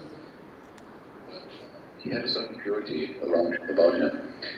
I understand that he was one of the first devotees to join in Australia, and since then had done a lot of preaching. He spent time in Africa with Brahmananda Swami and others, and always preached and traveled. And so he would leave the San Diego Temple, go somewhere else, and then he would come back. At one point he started the commercial BBT party with Rasikananda, and going to temples, and from there to bookstores, New Age bookstores. And after they had gone to pretty much all the temples, they thought, well, how do we go to all the other cities? And since I had a motorhome and a car, they invited me, and I canceled my ticket at that time. And we toured many cities, and he would always be the one researching. He would always do a lot of research. how to preach vertical. And we sold some $20,000 worth of books about a month during this first few months. He even wanted to go to the Borders bookstore, that big chain in the head office, and they ended up taking the Bhagavad Gita, and the BBT would say, sell a lot of books to the Borders bookstores over the following years on that 100 that we had made. But after returning to San Diego and calling on some of the accounts that we had sold to, and did not get any reorders because they apparently were not moving fast enough, we thought, well, if we had something people could consume, like Prasanta, which is spiritual, the books are spiritual, then they would all buy, purchase some more. So we started the Prispa business, the Business Prispas, with a sesame seed bar and some sugar, and later, of course, we would find it more and more. And we got some 30 accounts in San Diego. Someone else contacted us with a health food store in Mount Desert, and then called us back a couple of weeks later, can I become a rep for you? And all of a sudden, we were getting 30 new accounts per month, and the business expanded to a point that we had to move on to the temple region. And yeah, he would always be the steady support and the pillar of doing whatever was needed. I would be more on the production side of things, and he would be more on the accounting side. One time, my parents were visiting from Germany, and I took some $6,000 out of the account of my motorhome for them to move around, and he didn't like it too much, but he was always quite tolerant. And because of his tolerance, he'd be able to tolerate me, which was not an easy thing. And even at one point, we had gotten a manager into the business who, I guess, had some eye on becoming a part owner, and politics was started in the business. And they tried to convince him to renounce and become a sannyasi in the long run. And so it wasn't difficult to convince him that way, because the business, the accounting side, had just gotten too big for him, and it wasn't really his forte. He was more into his forte, his preaching. And so he left the owner position and reversed business. Later on, we bought some land by my mom, 9.5 acres for $50,000, and he would come quite often. He liked the project. He liked the idea of farming and self-sufficiency. So then 10 years later, we sold it for $360,000 because the land prices had gone crazy. And we looked around. Badgers seemed to be too unstable. We ended up buying 100 acres in Texas. He was there as a director and supporting our endeavors, doing the signatures when it was necessary. And over the years, he kept visiting. And in later years, more and more, and staying longer. But longer usually only meant like a week or two, the most.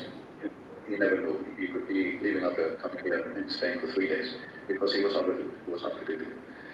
Of course, he had gotten St. Augustine in 2005, but he kept staying as a director on our nonprofit.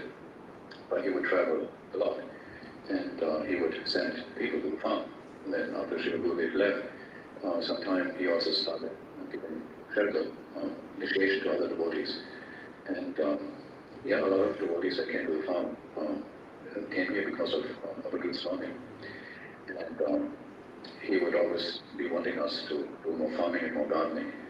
The business that we had, Bhopal Health Foods, took a lot of our time, and we were not so much dependent on other forms of income and self-sufficiency, because we did want to develop those. And he was always very supportive, and on a regular basis sent all kinds of links to a gardening project that would be a bit unusual, but quite promising. So when he would stay here, he would always come to the programs. He would never miss the Mangalati.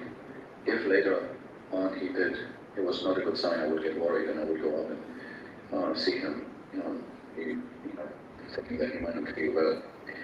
That's how steady he was, and determined in spiritual life, and very not so interested in the material aspect of it all, and taking us out and hurrying on as much as possible. Basically weekly, on weekends at least, we would go out, and we would not do that type of preaching if it were not for him, because we were always so busy in the business and developing the farming side here. Then later on, during the pandemic, he stayed for several months, which was very unusual for longest, and it was very successful. so much. Hearing a chanting was done and preaching, being shared to others. So he wanted to go quite far.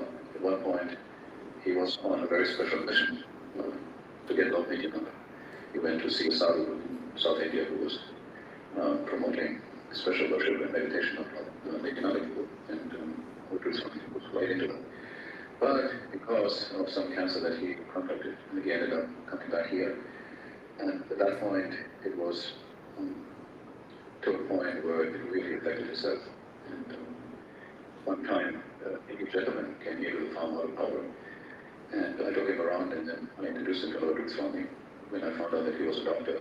And he was very humble, and immediately wanted to help him, and invited him to come to his hospital in Lubbock to get his experts to see what Avadhut Swami had, what could be done. And they had a whole scheme developed of operations and how to help him. But when explaining about what to do, and the one side of his head with no ear, like a wall, he was not into it. Like, he was not into the Western medicine, the Western doctors in these operations. And he kind of took it that's at least how I saw it, that if it was Krishna's will or decision for him to suffer like that, then he would accept it. Even though he would try all kinds of natural cures, it was not successful. And then ultimately he ended up with Srioad at an island in Florida where we had taken him. And then he must have felt at one point that he did not have many more days, and immediately got a ticket for going to India. And Srioad said, I will go with you. Sanadi could go as well, and they only had 2 days to do so. They finally made it to Manipur, you know the rest. But his strength to take something as Krishna's direction and not try to intervene too much was quite remarkable. I don't know if he even took painkillers, but he took it like kind of like a hero, down to the last end, but with humility and strength, spiritual strength. So we are all very touched by his behavior, being humble and unassuming, and so encouraging to devotees, also being on the spiritual side, and being most merciful, even to the most strong people that most temples would not accept. If they had just a little desire, he would accept them. And so that way, everyone was really touched, and he was kind of like our father in that sense, always being very supportive. And, we are very grateful for this association, for his help over the years, and we are very convinced that he has made great use of his life, and became very successful in Krishna consciousness. Sripad Avadhut Swami ki jai. Did he take painkiller? No, I don't think so. No, it's not just any natural, nothing like Ayurvedic type stuff. I just have 2 very quick memories. One popped up when Shinta mentioned his back. I mean, everyone saw the shape of it. And I've had severe back pain for more than a decade now. So I was asking him once, like, what do I do? And he said, oh, you just need the mercy of Guru and Nityananda. And I kind of challenged him, like, prove it. And he said that he was walking with Srila Gurudev, and he held an umbrella for Srila Gurudev, and Srila Gurudev paused. Everyone behind, the whole party stopped. And he looked at him and said, I have so much respect for you. And Avadhut Maharaj said, no, Gurudev, please, I have so much respect for you. And then Avadhut Maharaj told me that he woke up the next morning and all of his back pain was no more, and he never had back pain since. That was the last of it, despite its condition and everything. So, yeah, it was amazing. He didn't tell me the year, but it was in Srila Gurudev's time, that's all I know. And then one other memory I just had from the Bhakti Beehive tour, we were in Oregon. It was Oregon. And we ended up, he wanted us to go to this marijuana party to do preaching. So we went to this big mansion marijuana party, and we set up a kirtan party, and we just started doing kirtan, but they weren't the most receptive, I could say. So then we had made a bunch of prasad, so we just offered them prasad, took our pots, and got out. Cooking pots. One other memory was in Oregon. There was this band, this devotee band, Butter Thieves, and they were doing some sets, so we were like tagging along with them so we could do some preaching book distribution also. And we asked to do for Sripad Avadhut to speak something before the set, and by some arrangement, they were saying, no, the manager's saying the set has to go first. Anyways, and then it was 10 p.m. and then we were like, oh, like it's too late now, you can't speak. Who are you going to speak to anyways? And he kind of looked down, and then he like glanced upwards like this, and said, I can speak to the stars in Narad. And then he like smiled really big, and then he went out and he saw everyone was sleeping on the floor, and he was just sitting like this, and from 10 p.m. to about 11 p.m. he was speaking. And I think me and Devendra were the only ones awake out of the 20 people there, and we were just sitting. And I thought how amazing, he had so much faith in Harikatha. And he didn't care what time it was, where it was, who the audience was. He just wanted to share Harikatha. It didn't even matter if people were sleeping on the ground right in front of him. It wasn't a matter to him. So these small memories popped in my head while everyone else was speaking, so I wanted to share it. Can I share something really quick from my personal experience?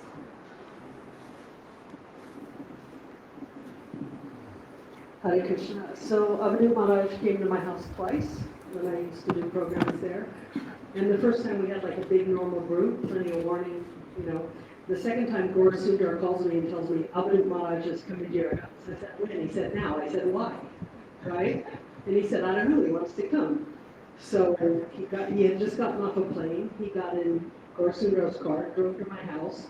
I had no time to do any proper preparation, not to invite anybody. Anyway, he gets there. There were, I think, maybe 3-4 young men there. One was my nephew, I remember, and one was Grudge, this kid who lived in my house, like a new devotee that rented a room for me. Anyhow, so Maharaj gets there. He looks exhausted. He sits on the couch, and he says, you know what, I think I need to rest for about a half an hour. So I popped up. I said, okay, let me get a sleeping mat right for you. He said, no, I'll just rest here.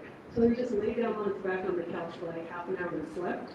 And then me and my friends, my nephew and my roommate, we all just looked at each other and waited, and we were quiet. About a half an hour he woke up, spoke some small Harikatha. And I remember something he said that I didn't believe, but I felt for sure he said it for the benefit of my nephew and my roommate, who both I knew were struggling with things young men in the party struggle with. He said, I couldn't resist sex desire if I wasn't old. He said this. Now, I don't believe it, and I don't think it's true, but I think he said it for their benefit. Like to maybe kind of help them feel like, you know, your struggles are normal. And one other thing, rewind, long before I ever knew what Krishna consciousness was, not that I do now, but anyway, it was maybe like 2002, 2003, and I became a raw food vegan. And I started buying these bliss bars. I found them in a local independent health food store in Long Beach, and they were so good. I remember there were 3 flavors. There was like a tropical flavor, and maybe a green flavor, and maybe like a pink flavor. Something, I don't know. But I would go and I would buy like everything, right? Especially if I was traveling, I would just take them because, like, what else am I going to eat? If I don't find fruits and vegetables and these bliss bars, I'll starve.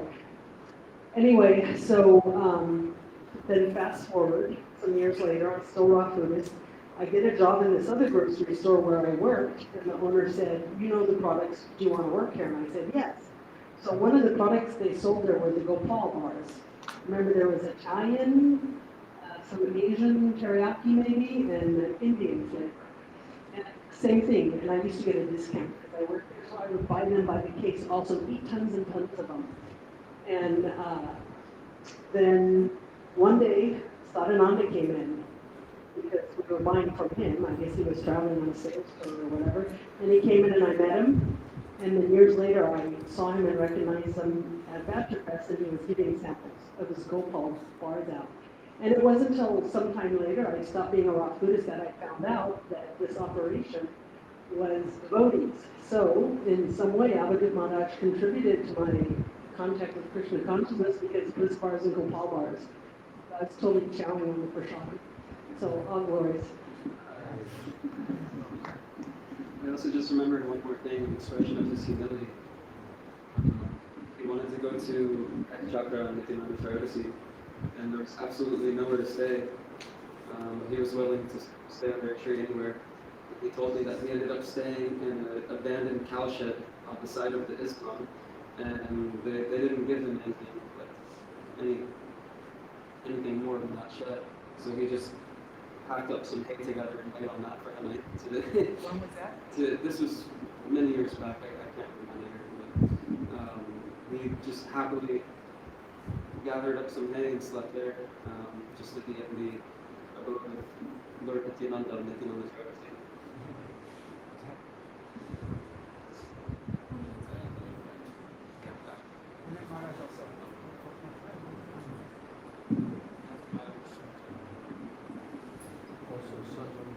Hare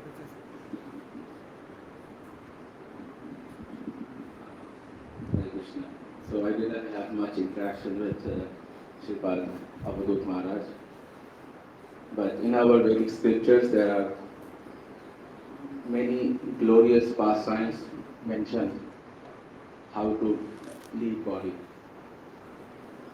Vittasur, we know how Vittasur left his body, Maharaja we see. Then we see Vishnu Pitama, how Vishnu Pitama looking at the moonlight trace of Shri Krishna leave his body. In Bhagavatam it is mentioned how Krishna's sweat is coming from Krishna's cheek, and he describes as a lotus flower, and how he meditates on that flower, that moonlight trace of Krishna, and he takes his body. And then there is glorious, we all know Srila Haridas Thakur. How Haridas Thakur, when Mahaprabhu, when Govinda brought Jagannath Prasad to Haridas Thakur, and Haridas Thakur was lying in the pool in the back, and Govinda asked, "Hey Haridas, are you going to honor Mahaprasad?" I said, "Today I don't want to eat the prasad because I have not finished my rounds yet. But at the same time, I have to honor prasad also." So Haridas Thakur took a little prasad and then started his chanting. Hearing this news, when Mahaprabhu came next day, when Mahaprabhu said, "Hey Haridas, are you well?"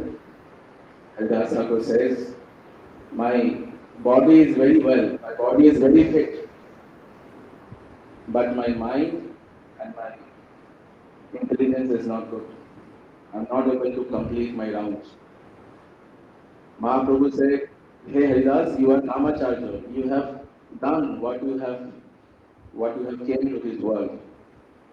Same thing Sri Krishna also said to Sanatana Goswami when Sanatana Goswami was doing Govardhan Parikrama, saying, "Hey Baba, you don't have to do Govardhan Parikrama. You are old, you take rest." And same Haridas Thakur also. But still Haridas Thakur said, "No, I have to finish my rounds."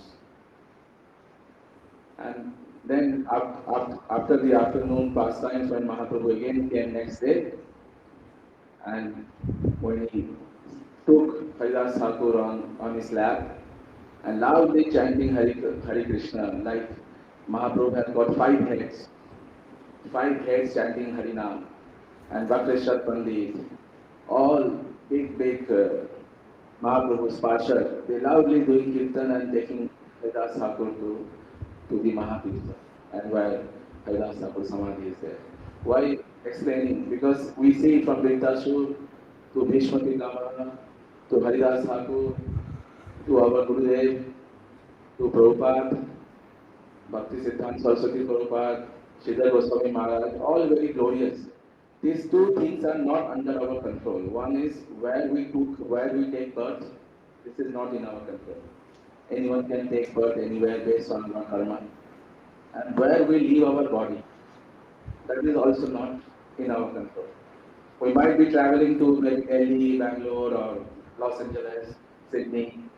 Suddenly something happens. It might be the body. We don't know. Anything can happen anytime. But to leave body in the Yogavid area, in the Antardip, I remember the last few days, just 2 days before, Sripad Avadhut Maharaj with Damodar and Triloknath and others, they went to the jungle there. There are lots of snakes there, and literally there are snakes. There's a big cobra who stays there. We always chant Nityananda Prabhu while we pass in the evening. So, and that area is notoriously famous for snakes. And Sripad Avadhut Maharaj doing kirtan, listening to the kirtan till late evening. They started before the sunrise, before the sunset. Then sunset happens. Now it's evening, night time, still doing kirtan and continuously doing. There are mosquitoes, even the mosquitoes, snakes, still relishing the Yogpit and this Shiva Sandan Rubi, Golopero Premadhanu, and something. So this glorious death, glorious passing by is indeed very glorious. It's not in everyone's fortune.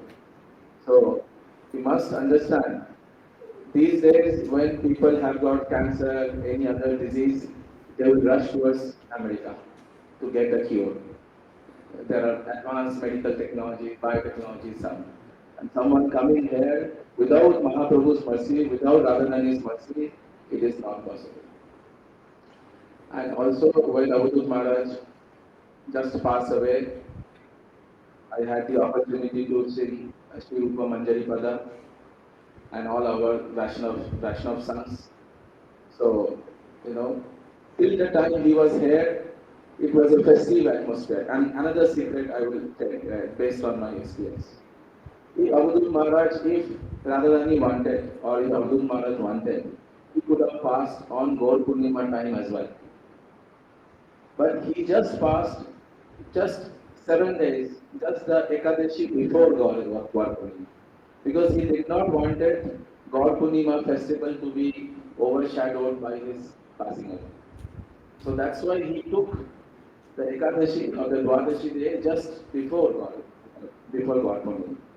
And that time, everywhere there is Harinam Sankirtan happening all across Navadvip. All Kridandi parts, sannyasis, Sripad Sajjan Maharaj, Sripad Padmanabha Maharaj, Raghav Maharaj, from Sridhar Maharaj, and all sannyasis from Keshavji, Devananda, Kridandi Maharaj, Tapasri Maharaj, all sannyasis were there that time in Vrindavan, that time in this Gupta Vrindavan. If it is been now Tapasri Maharaj is other place, Sridhar Maharaj is in Vrindavan, because he chose this time.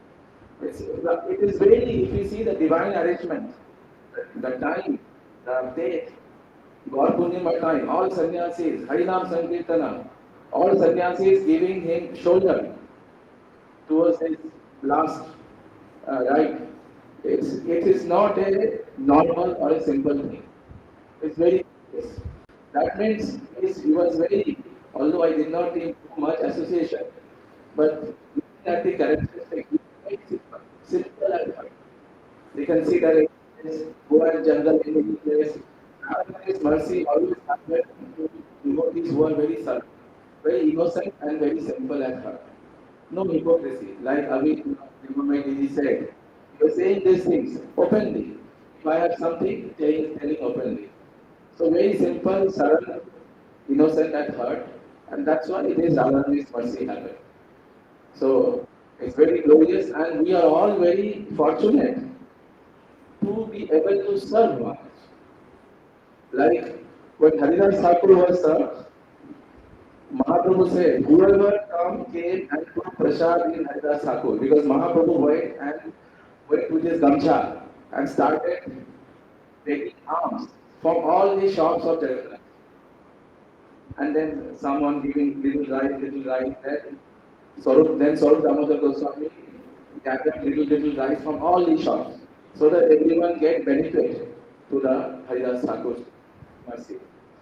And the Mahaprabhu said, whoever did this, gave little alms, little prasad, put some sand on Haridas Thakur, put some water and took participated on that celebration, they will all get Krishna prema. So similarly, we are also very fortunate to be able to participate in this ceremony. I thank you for everyone to come and making them participate. That's why I especially invited Murari Gupta because Murari Gupta Pujari, so he also came, and I also invited Shivas Angan and others just to have some prasad. Because if we are taking Vaishnavas in our Vedic tradition, it is a tradition to give prasad to all Vaishnavas. So we are very fortunate all Vaishnavas are here. Hare Krishna.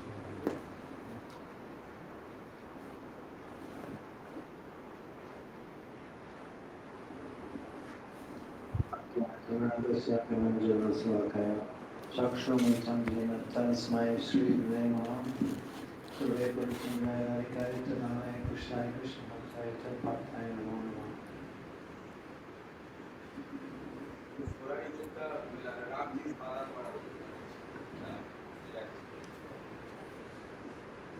Dhanavad Pranam Sri Sripad Bhaktivedanta Avadhut Maharaj.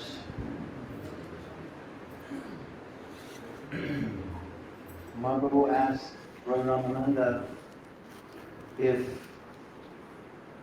Vaishnavas experience pain, what is that pain? And Ramananda explained the only pain Vaishnavas experience is that of separation of other Vaishnavas. So, as one devotee has said, that this is a simultaneous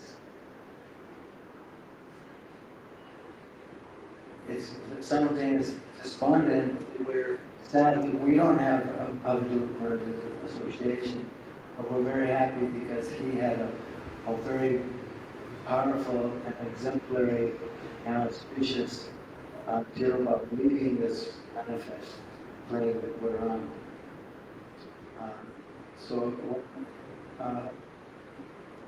One senior and elevated Vaishnava in Vrindavan told me that when I was coming here, he said, you should know that your godbrother, Pujapad Avadhut Maharaj, he has entered into, as he explained, Vastu City, and entered into the pastimes of Mahaprabhu, where he's performing his pastimes somewhere in this universe, or some universe, entered into those pastimes. He was so glorious, Vaishnava, dedicated to his Gurudev and the Shiksha Guru, his Sannyas Gurudev's mission throughout his entire life. And it was so exemplary.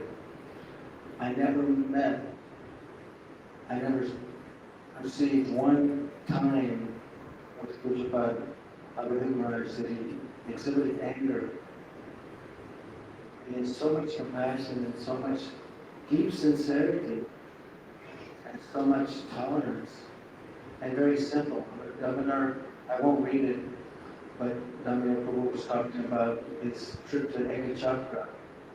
It was 2019. So there weren't facilities there because they arrived late. I remember when Gurudev gave him sannyas in 2004 or 5. It was so, we were curious, what will his name be? And when he said Avadhut, we were like, perfect name. It was so transcendentally Avadhut. So he arrived in Ekachakra, and there was no place to stay. So one Indian gentleman who happened to be the person that donated this on property, he noticed two Vaishnavas. He approached Avadhut Maharaj from another devotee, I forget the other devotee. He said, oh, who are you?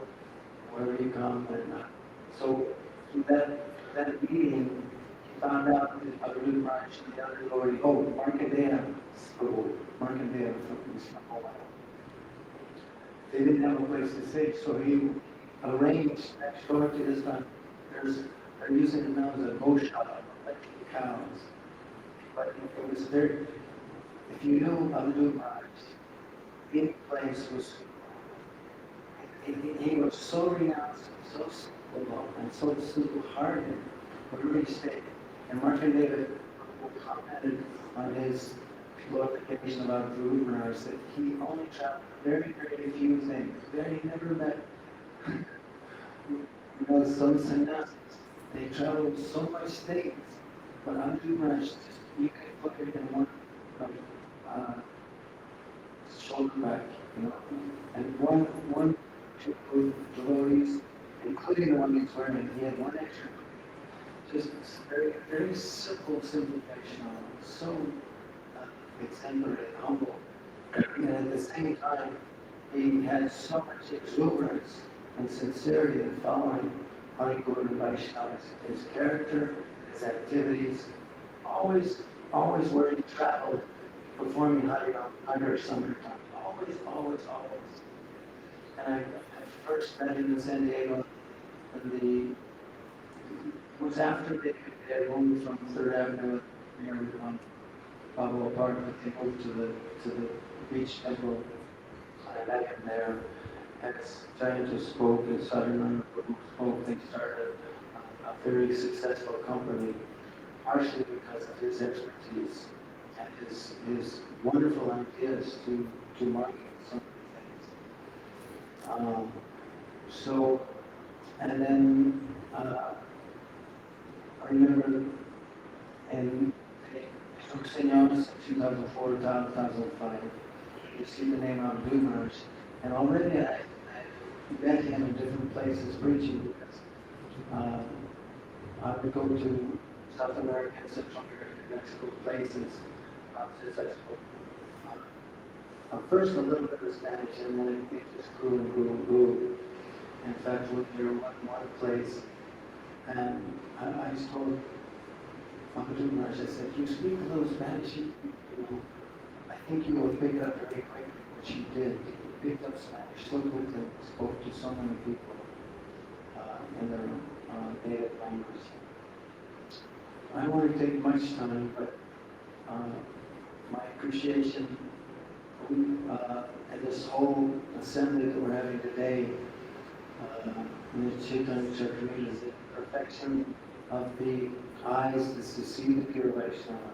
Perfection of the touch is to touch their Vaishnava, especially their holy glorious feet. And the perfection of the ears is to hear the Harikatha from the Vaishnava, and especially, and also to take his remnants.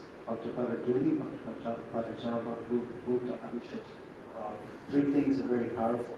The water that washes the Vaishnava's lotus feet, the transcendental lotus feet, and the transcendental remnants of that Vaishnava, especially this transcendental remnants of it coming from his mouth in the form of Harikatha. So we're perfecting by hearing the glories of this extremely elevated Vaishnava. And I'm hearing many things that put it deeper in my understanding of how elevated my godmother was. Because sometimes through the familiarity, you don't realize the extreme effect that Vaishnava has on other persons that are in association with him. So, Maharaj, please forgive me if I've ever treated you familiarly and had that interrupt my understanding of your true glories.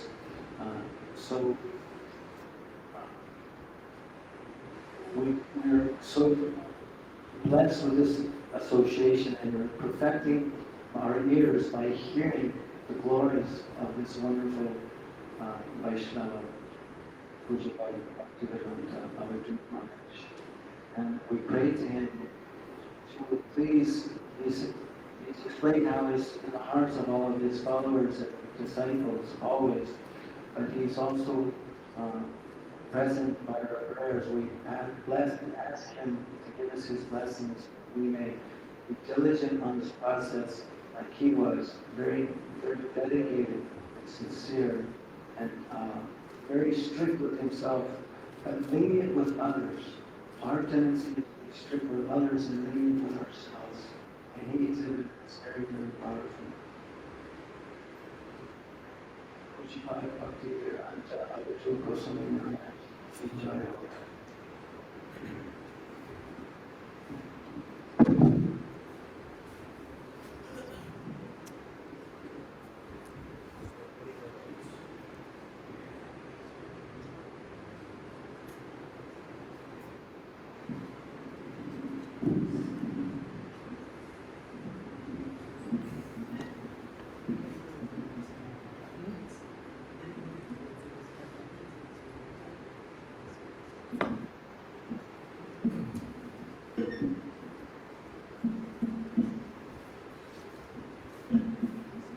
Om Ajnanatirandasya Jnananjanashalakam Chakshurunmilitam Yena Tasmai Shri Gurave Namaha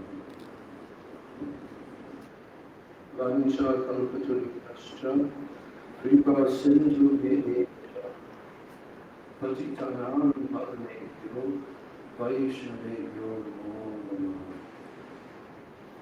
Namo Mahavadanyaya Krishna Prayavadaya Krishnaya Krishna Chaitanya Namne Gauratishe Namah He Krishna Karuna Sindhu Dina Bandho Jagatpate Desha Gopika Kanta Radha Kanta Namostute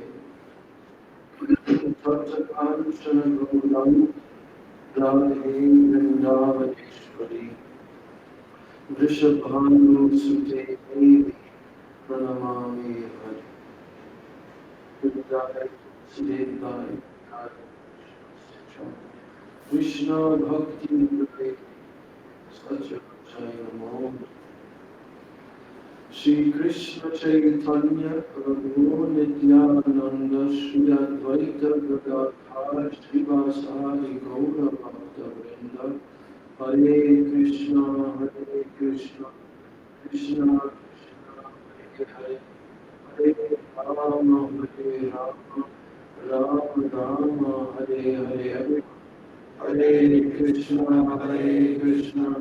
Krishna Krishna Hare Hare Hare Rama Rama Rama Hare Hare. One more. Hare Krishna Krishna Krishna Hare Hare Hare Rama Rama Hare Hare. Sripad Bhaktivedanta Avadhut Maharaja Ki Jai. So, my dear God brother, fellow disciple of our beloved Srila Prabhupada, Sri Bhaktivedanta Swami Maharaj Srila Prabhupada, and also fellow Siksha disciple of our beloved Guru, the Siksha Gurudev, Nityalila Pravishya, Om Vishnupad, Ashtatara Sata Shri Bhaktivedanta Narayana Goswami Maharaj. And one who also honored and worshipped Srila Gaura Govinda Goswami Maharaj, Srila Bhakti Rakshak Sridhar Goswami Maharaj. So I'm remembering my god brother. And I was fortunate to be here in his final days. This was unexpected, as always it was, that Avadhut Maharaj would arrive somewhere. But suddenly one day, I heard, he's here at Bhaktivedanta Kunj in Mayapur. So I came to see him as soon as I possibly could. And I remember seeing him at that point because I understood already that his condition had deteriorated because I heard from our Pujapad Shanta Maharaj, who had seen him in some recent months in America. And so I understood that now this cancer is becoming more progressed, and so it must be the time now when it's time for him to go. And when I came up to his room here and entered his room, then I could immediately see, oh, he should simply come here to read this body. It's time. It's absolutely time. And pretty much all of us could also see that. He came here to Mayapur with utter determination. Because I also heard how he booked his own tickets and what we just heard from Damodar. My cancer is gone and I'm feeling quite fit. I'm coming there to Mayapur. So I was able to also be along with his personal servants, Dilendranath, Damodar, Sri Lokanath, Sahadev, who did tremendous service for him these 5 days. But just as we heard from Sukanta Prabhu, this was a very powerful experience. This place was very transcendentally surcharged because he was here in such high level of consciousness. And this is one thing I noticed immediately. Despite the fact that he was very, at least when the day when I came in to see him, he was sitting up, but it was very obvious that he was very tired. After some short time, then he also chose to lie down. But in seeing him, and also his speech was not so audible at that time. It was not so easy to make out what he was saying. But one thing I noticed is that he was completely to everything that was being spoken, everything that was being expressed by others. And somehow or other, I just got into a mood of wanting to just reminisce a little bit. And somehow it came into my mind because now Avadhut Maharaj had come here to Mayapur, right near the Yoga Peeth of Mahaprabhu. He had come from right here to Mayapur.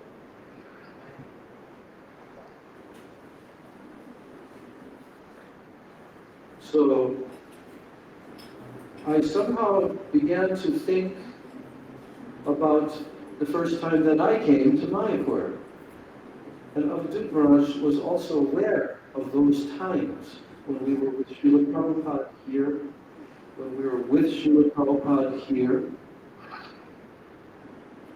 and Gauraprabhupada time, and all of that. And so I just began to talk freely, and Avadhut Maharaj was also hearing, and there were some other devotees in the room, they were also hearing. It just turned into a very blissful remembrance of how we came up with playing from New York the first time that it came to India. I was telling, describing the story, and he was completely listening and relishing it, you know. And then, as I was describing them, and I also explained how we came first time to see the Yoga Peeth as we were driving by in the buses, and how there was also so much remembrances about Srila Prabhupada arriving the next morning in his car, and there was only rice fields, all of these things. So it just turned into this sweet atmosphere that I could understand that he had come here to just relish and taste as much as possible prior to his departure. And a couple of days later, I came here to give a class. And when I arrived, he was sitting right there, actually almost lying down. But he wanted to hear. And we were reading the end of our Navadvip Dham Mahatmya, description of Lord Nityananda Prabhu's parikrama with Jiva Swami, Navadvip Dham. So we were thinking of that. We had to give 2 more classes to complete that during this time. So Avadhut Maharaj was so very much, as I've heard again and again from all the speakers practically everybody that spoke, Avadhut Maharaj had such qualities that just shined forth from him. Although he was one of the most unbecoming devotees that I think I've ever met, who actually had such a high level of good qualities, such a strong determination to serve Guru and Gauranga and to preach, that his whole life, when I began to reflect upon his whole life was complete sacrifice. There was never a time in his life where there was some kind of sense gratification direction. It's all for sale. I mean, even the story that we just heard about how he started the Prashad business and but it was all for preaching. It's all for sale, you know? And so, although I didn't know Avadhut Maharaj prior to like around the mid-90s, I met him in Los Angeles. Only briefly met him, but I really didn't know him. I had heard, oh, there's this movie named Padmanabha, who spent nearly 10 years in Africa. And I could relate with that because I also had spent a couple of years in Africa. I was on the East Africa, he's on the West Africa side. And my name was Urukram, and his name was Upananda, so the ooh, that I connected with him. But, you know, to understand what that means, it's not an easy thing to be in Africa, preaching, you know. Tremendous austerities, and what he would have to undergo to be there constantly for so many years. But then I began to hear that he was also a pioneer in Australia. He also had something to do with the preaching in China.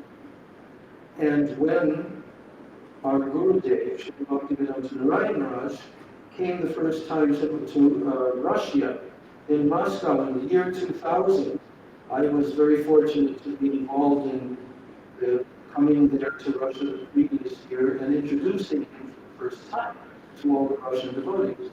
And then the next year, in the year 2000, Nadadas, Maharaj, he also came. We traveled all over Russia announcing that this pure devotee, Srila Narayan Maharaj, is coming. And when they've arrived, he also was so, he just completely melted all the devotees' hearts. When he came off the plane and came down the escalator, 80, 100 devotees were waiting and they were weeping and weeping. Then he came in the vehicle to the place of where we had arranged for the festival, a big kind of so it's pretty batty conditions after the communist period. So we did the best we could. And when he came there was another 120 devotees waiting as he pulled up in this big van that we had to drive him from the airport. And he came out, he walked up on these about 10 steps. There was a platform, the entrance to this big building where he would have his programs. And when he stood there, he looked out at the Russian devotees. And they were all weeping. And then Gurudev said, he said, I remember when the Russian devotees were being placed in prison and how this could happen, only because they were chanting and preaching the names of Krishna. So I was praying for them as they were in prison for their release. But soon after that, they were released. And then he looked at all the devotees and he says, I have come for all of you. So who was there? Avadhut Maharaj, before he took sannyas. He also helped finance the ticket of Gyanadas to travel all over Russia. He also somehow or other equipped us by buying a laptop so that we could stay in touch through the beginning days of internet communications and all of that. So what I've seen is that Avadhut Maharaj had no attachment at all to any money, any kind of comforts, any kind of name or fame, things that people desire. He had no desire for that. I can remember because Ms. Chittadidi told about a pair of socks. Because that was one of my first in Los Angeles, probably around 94, 90, when the Rose Temple, when they first opened to Rose Temple. And Gurudev came and visited. And I saw at that time, and I saw how he had already received Sapphire Cross from Gurudev. And I could see how his, his clothing was disheveled, not matching, and I noticed that he had 2 different color socks on, And so I actually approached it because we used to go, as we were traveling around the world, we would buy a big bundle of socks from Costco or somewhere like that, So I came to him one day and I said, I got 2 pairs of socks. And he just was so disinterested, like I was going to hurt his mood,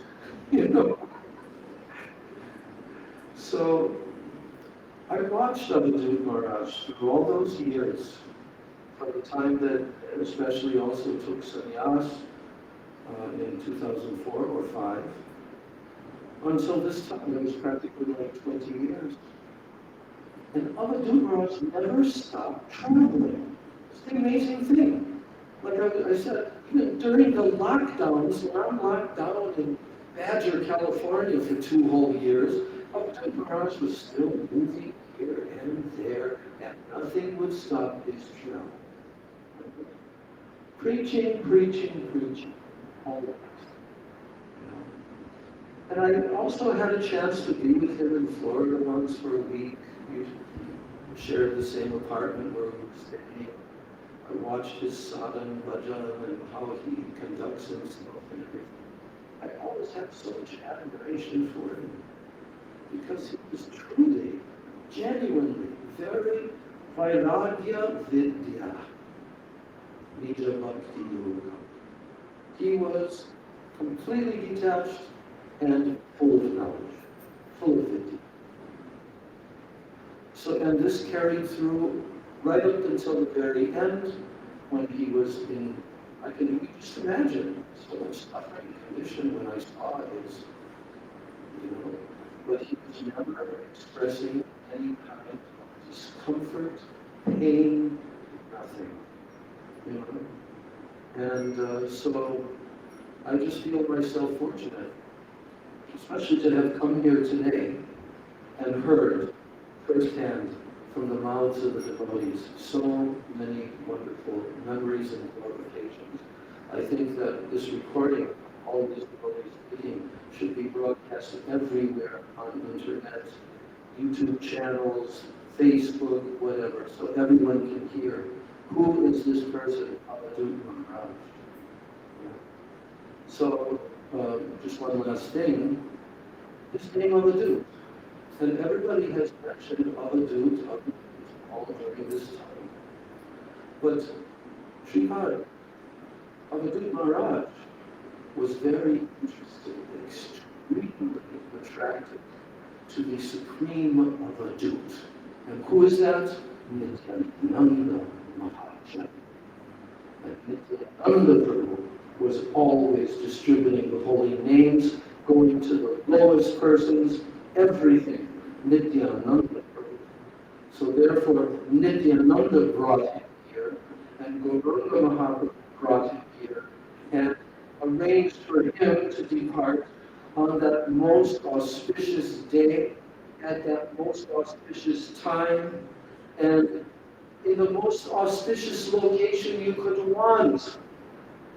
And that was proof in itself how very glorious was his life.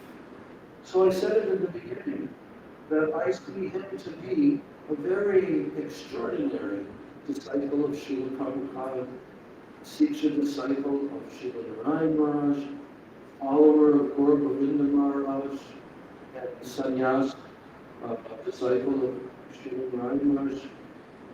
And he served in such an exemplary way for his whole life. So that's why I feel that, he's kind of on that same level that I mentioned about Jayananda Prabhu, who Srila Prabhupada directly told. And there's no question about it that Avadhut Maharaj is in such a high situation. Of course, we cannot know fully, because only Krishna knows that. Only the exalted associates of the Lord, they know. But just like on almost the last day before he left, I came in front of him, and our eyes met. At that time, he could not really communicate anymore, but our eyes met. And I just looked at him and I said, Maharaj, you are going to such a high destination. And that was my last communication with him. So, his passing, his ceremony of being brought to the Ganga, and the cremation and all of that was so powerful to be there, to witness that, and to be present. So I think that the glories of Avadhut Maharaj are going to live forward into the future directly, because he stood out in such a way that he had no desire to stand out at all. But he stood out with the mood of not wanting to stand out. And that humility, that clear personification of the third shloka of Sikshastakam, Srimada Pisunichena, Torora Pistarishna, Amanina, Manadena, Kirtaniya, Statahari. He was doing like the personification of that. And therefore he was always chanting, always preaching, always broadcasting the universe. So I'm praying in this assembly today to pay my Dandavat Pranams at his divine lotus feet and to pray for his mercy, because he's in such a place now that he can really shower mercy on all of us. And he actually said that also to the Indian bodies of absolute Jigori Maharaj, Sridhar Maharaj, Siddhartha Maharaj, when they came to him, and they told him, we're praying for you, Maharaj. And then he said to them, yes, I'm also praying for you. So this is Avadhut Maharaj, great servant of Srila Prabhupada, and I'm sure that he's looking down at us as we are remembering him and giving his blessings to us. Sripad Avadhut Maharaj ki jai, Bhaktivedanta Avadhut Maharaj ki jai, Gaur Premanande.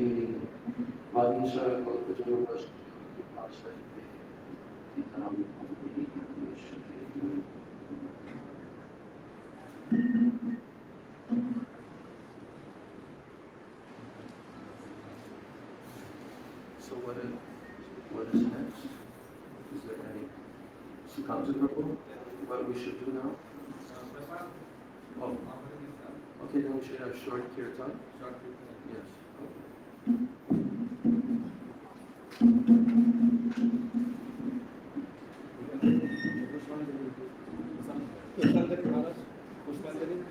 Flowers? Are there flowers?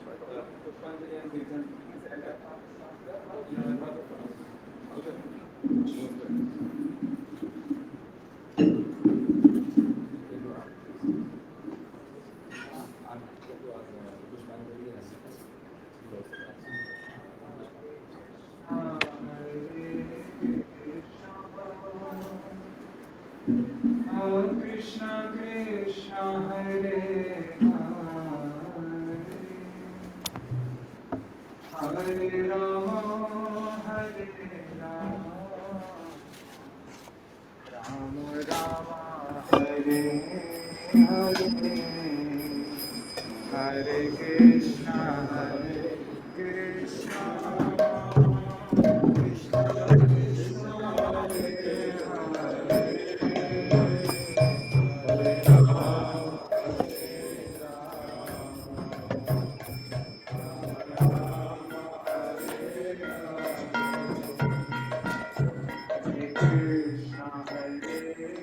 Krishna, Krishna Krishna, Hare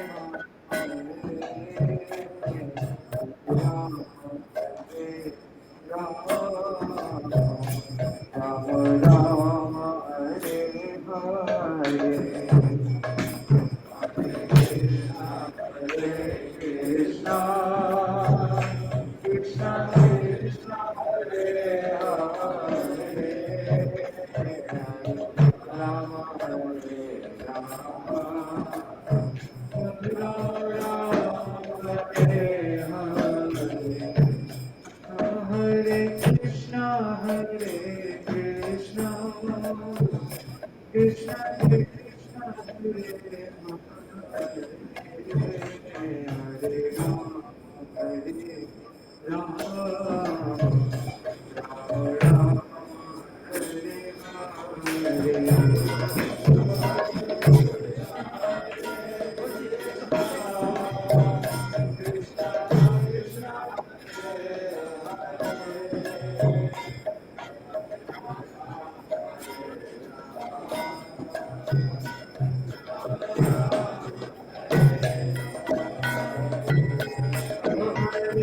Krishna, Hare Krishna, Hare Krishna, Krishna Krishna, Hare Hare,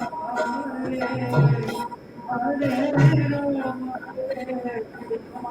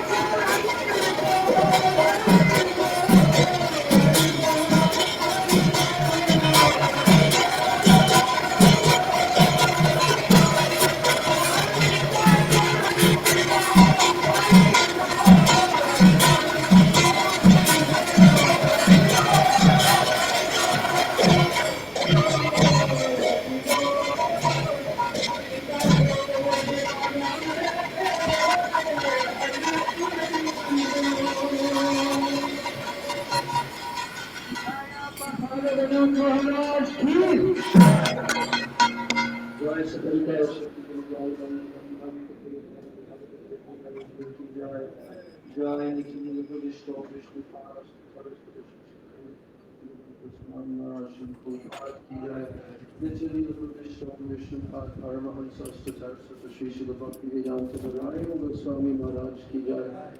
the Chilila Vishnu Vishnupada Statara Sata Shri Srila Bhakti Rakshak Sripad Swami Maharaj Ki Jai, Srila Bhakti Vedanta Bhakti Vedanta Bhaman Goswami Maharaj Ki Jai, Bhakti Vedanta Trivikram Goswami Maharaj Ki Jai, Jai Nityadeva Vishnu Vishnupada Statara Sata Shri Srila Bhakti Pragyan Keshav Goswami Maharaj Ki Jai, Nityadeva Vishnu Vishnupada Statara Sata Shri Srila Bhakti Siddhanta Saraswati Thakur Srila Prabhupada Ki Jai. Bhagavat Srila Gaurkishore Das Goswami Maharaj Ki Jai. Srila Satchidananda Bhakti Vinod Thakur Ki Jai. Vaishnava Sambhav Srila Jagannath Das Swamiji Maharaj Ki Jai. Jai Shri Rupa Nuga Guru Varga Ki Jai. Shri Rupa Sanatan Bhakta Rabana Shri Gopala Bhakta Das Radhana Sadhava Swami Prabhu Ki Jai. Srila Swarup Damodar Rai Ramanandari Gaur Parshad Vrinda Ki Jai. Namacharya Srila Haridas Thakur Ki Jai. Prem se Gaur Shri Krishna Chaitanya Prabhu Nityananda Shri Advaita Gadadhar Srivasadi Gaur Bhakta Vrinda Ki Jai. Shri Shri Navadvipa Dhama Ki Jai. Shri Antardvip Mayapur Dhama Ki Jai. Jai Shri Purushottam Kshetra Jagannath Puri Dhama Ki Jai. Jai Shri Brajmandal Vrindavan Dhama Ki Jai. Shri Radha Krishna Gopa Gopi Govardhan Radha Shivanatmaka Shri Brajmandal Dhama Ki Jai. Shyama Kunda Radha Kunda Kunda Tulsi Bhakti Devi Ki Jai. Jai Shri Giriraj Govardhan Ki Jai. Grantaraj Srimad Bhagavatam Ki Jai. Shri Jagannath Dev Ki Jai. Bhakti Vinasan Shri Dev Ki Jai. Krishna Prabhu Shri Prahlad Maharaj Ki Jai. Charodam Charo Sampradaya Charo Acharya Ki Jai. Akadamatra Shri Chaitanya Mat Ki Jai. Orananya Shakarat Samuha Ki Jai. Shri Vishwa Vaishnava Sabha Ki Jai. Ananta Koti Vaishnava Vrinda Ki Jai. Tribhuvan Pavana Harinam Sankirtana Ki Jai. Tribhuvan Mangala Harinam Prabhu Ki Jai. Hare Krishna Mahamantra Ki Jai. Sachinananda Hari Ki Jai. Shri Nityananda Mahachandra Ki Jai. Shri Panchatattva Ki Jai. Samaveta Bhakta Vrinda Ki Jai. Samagata Gaur Bhakta Vrinda Ki Jai. Nitai Gaur Premanande. Hari Hari Vaishnava Maharaj Ki Jai.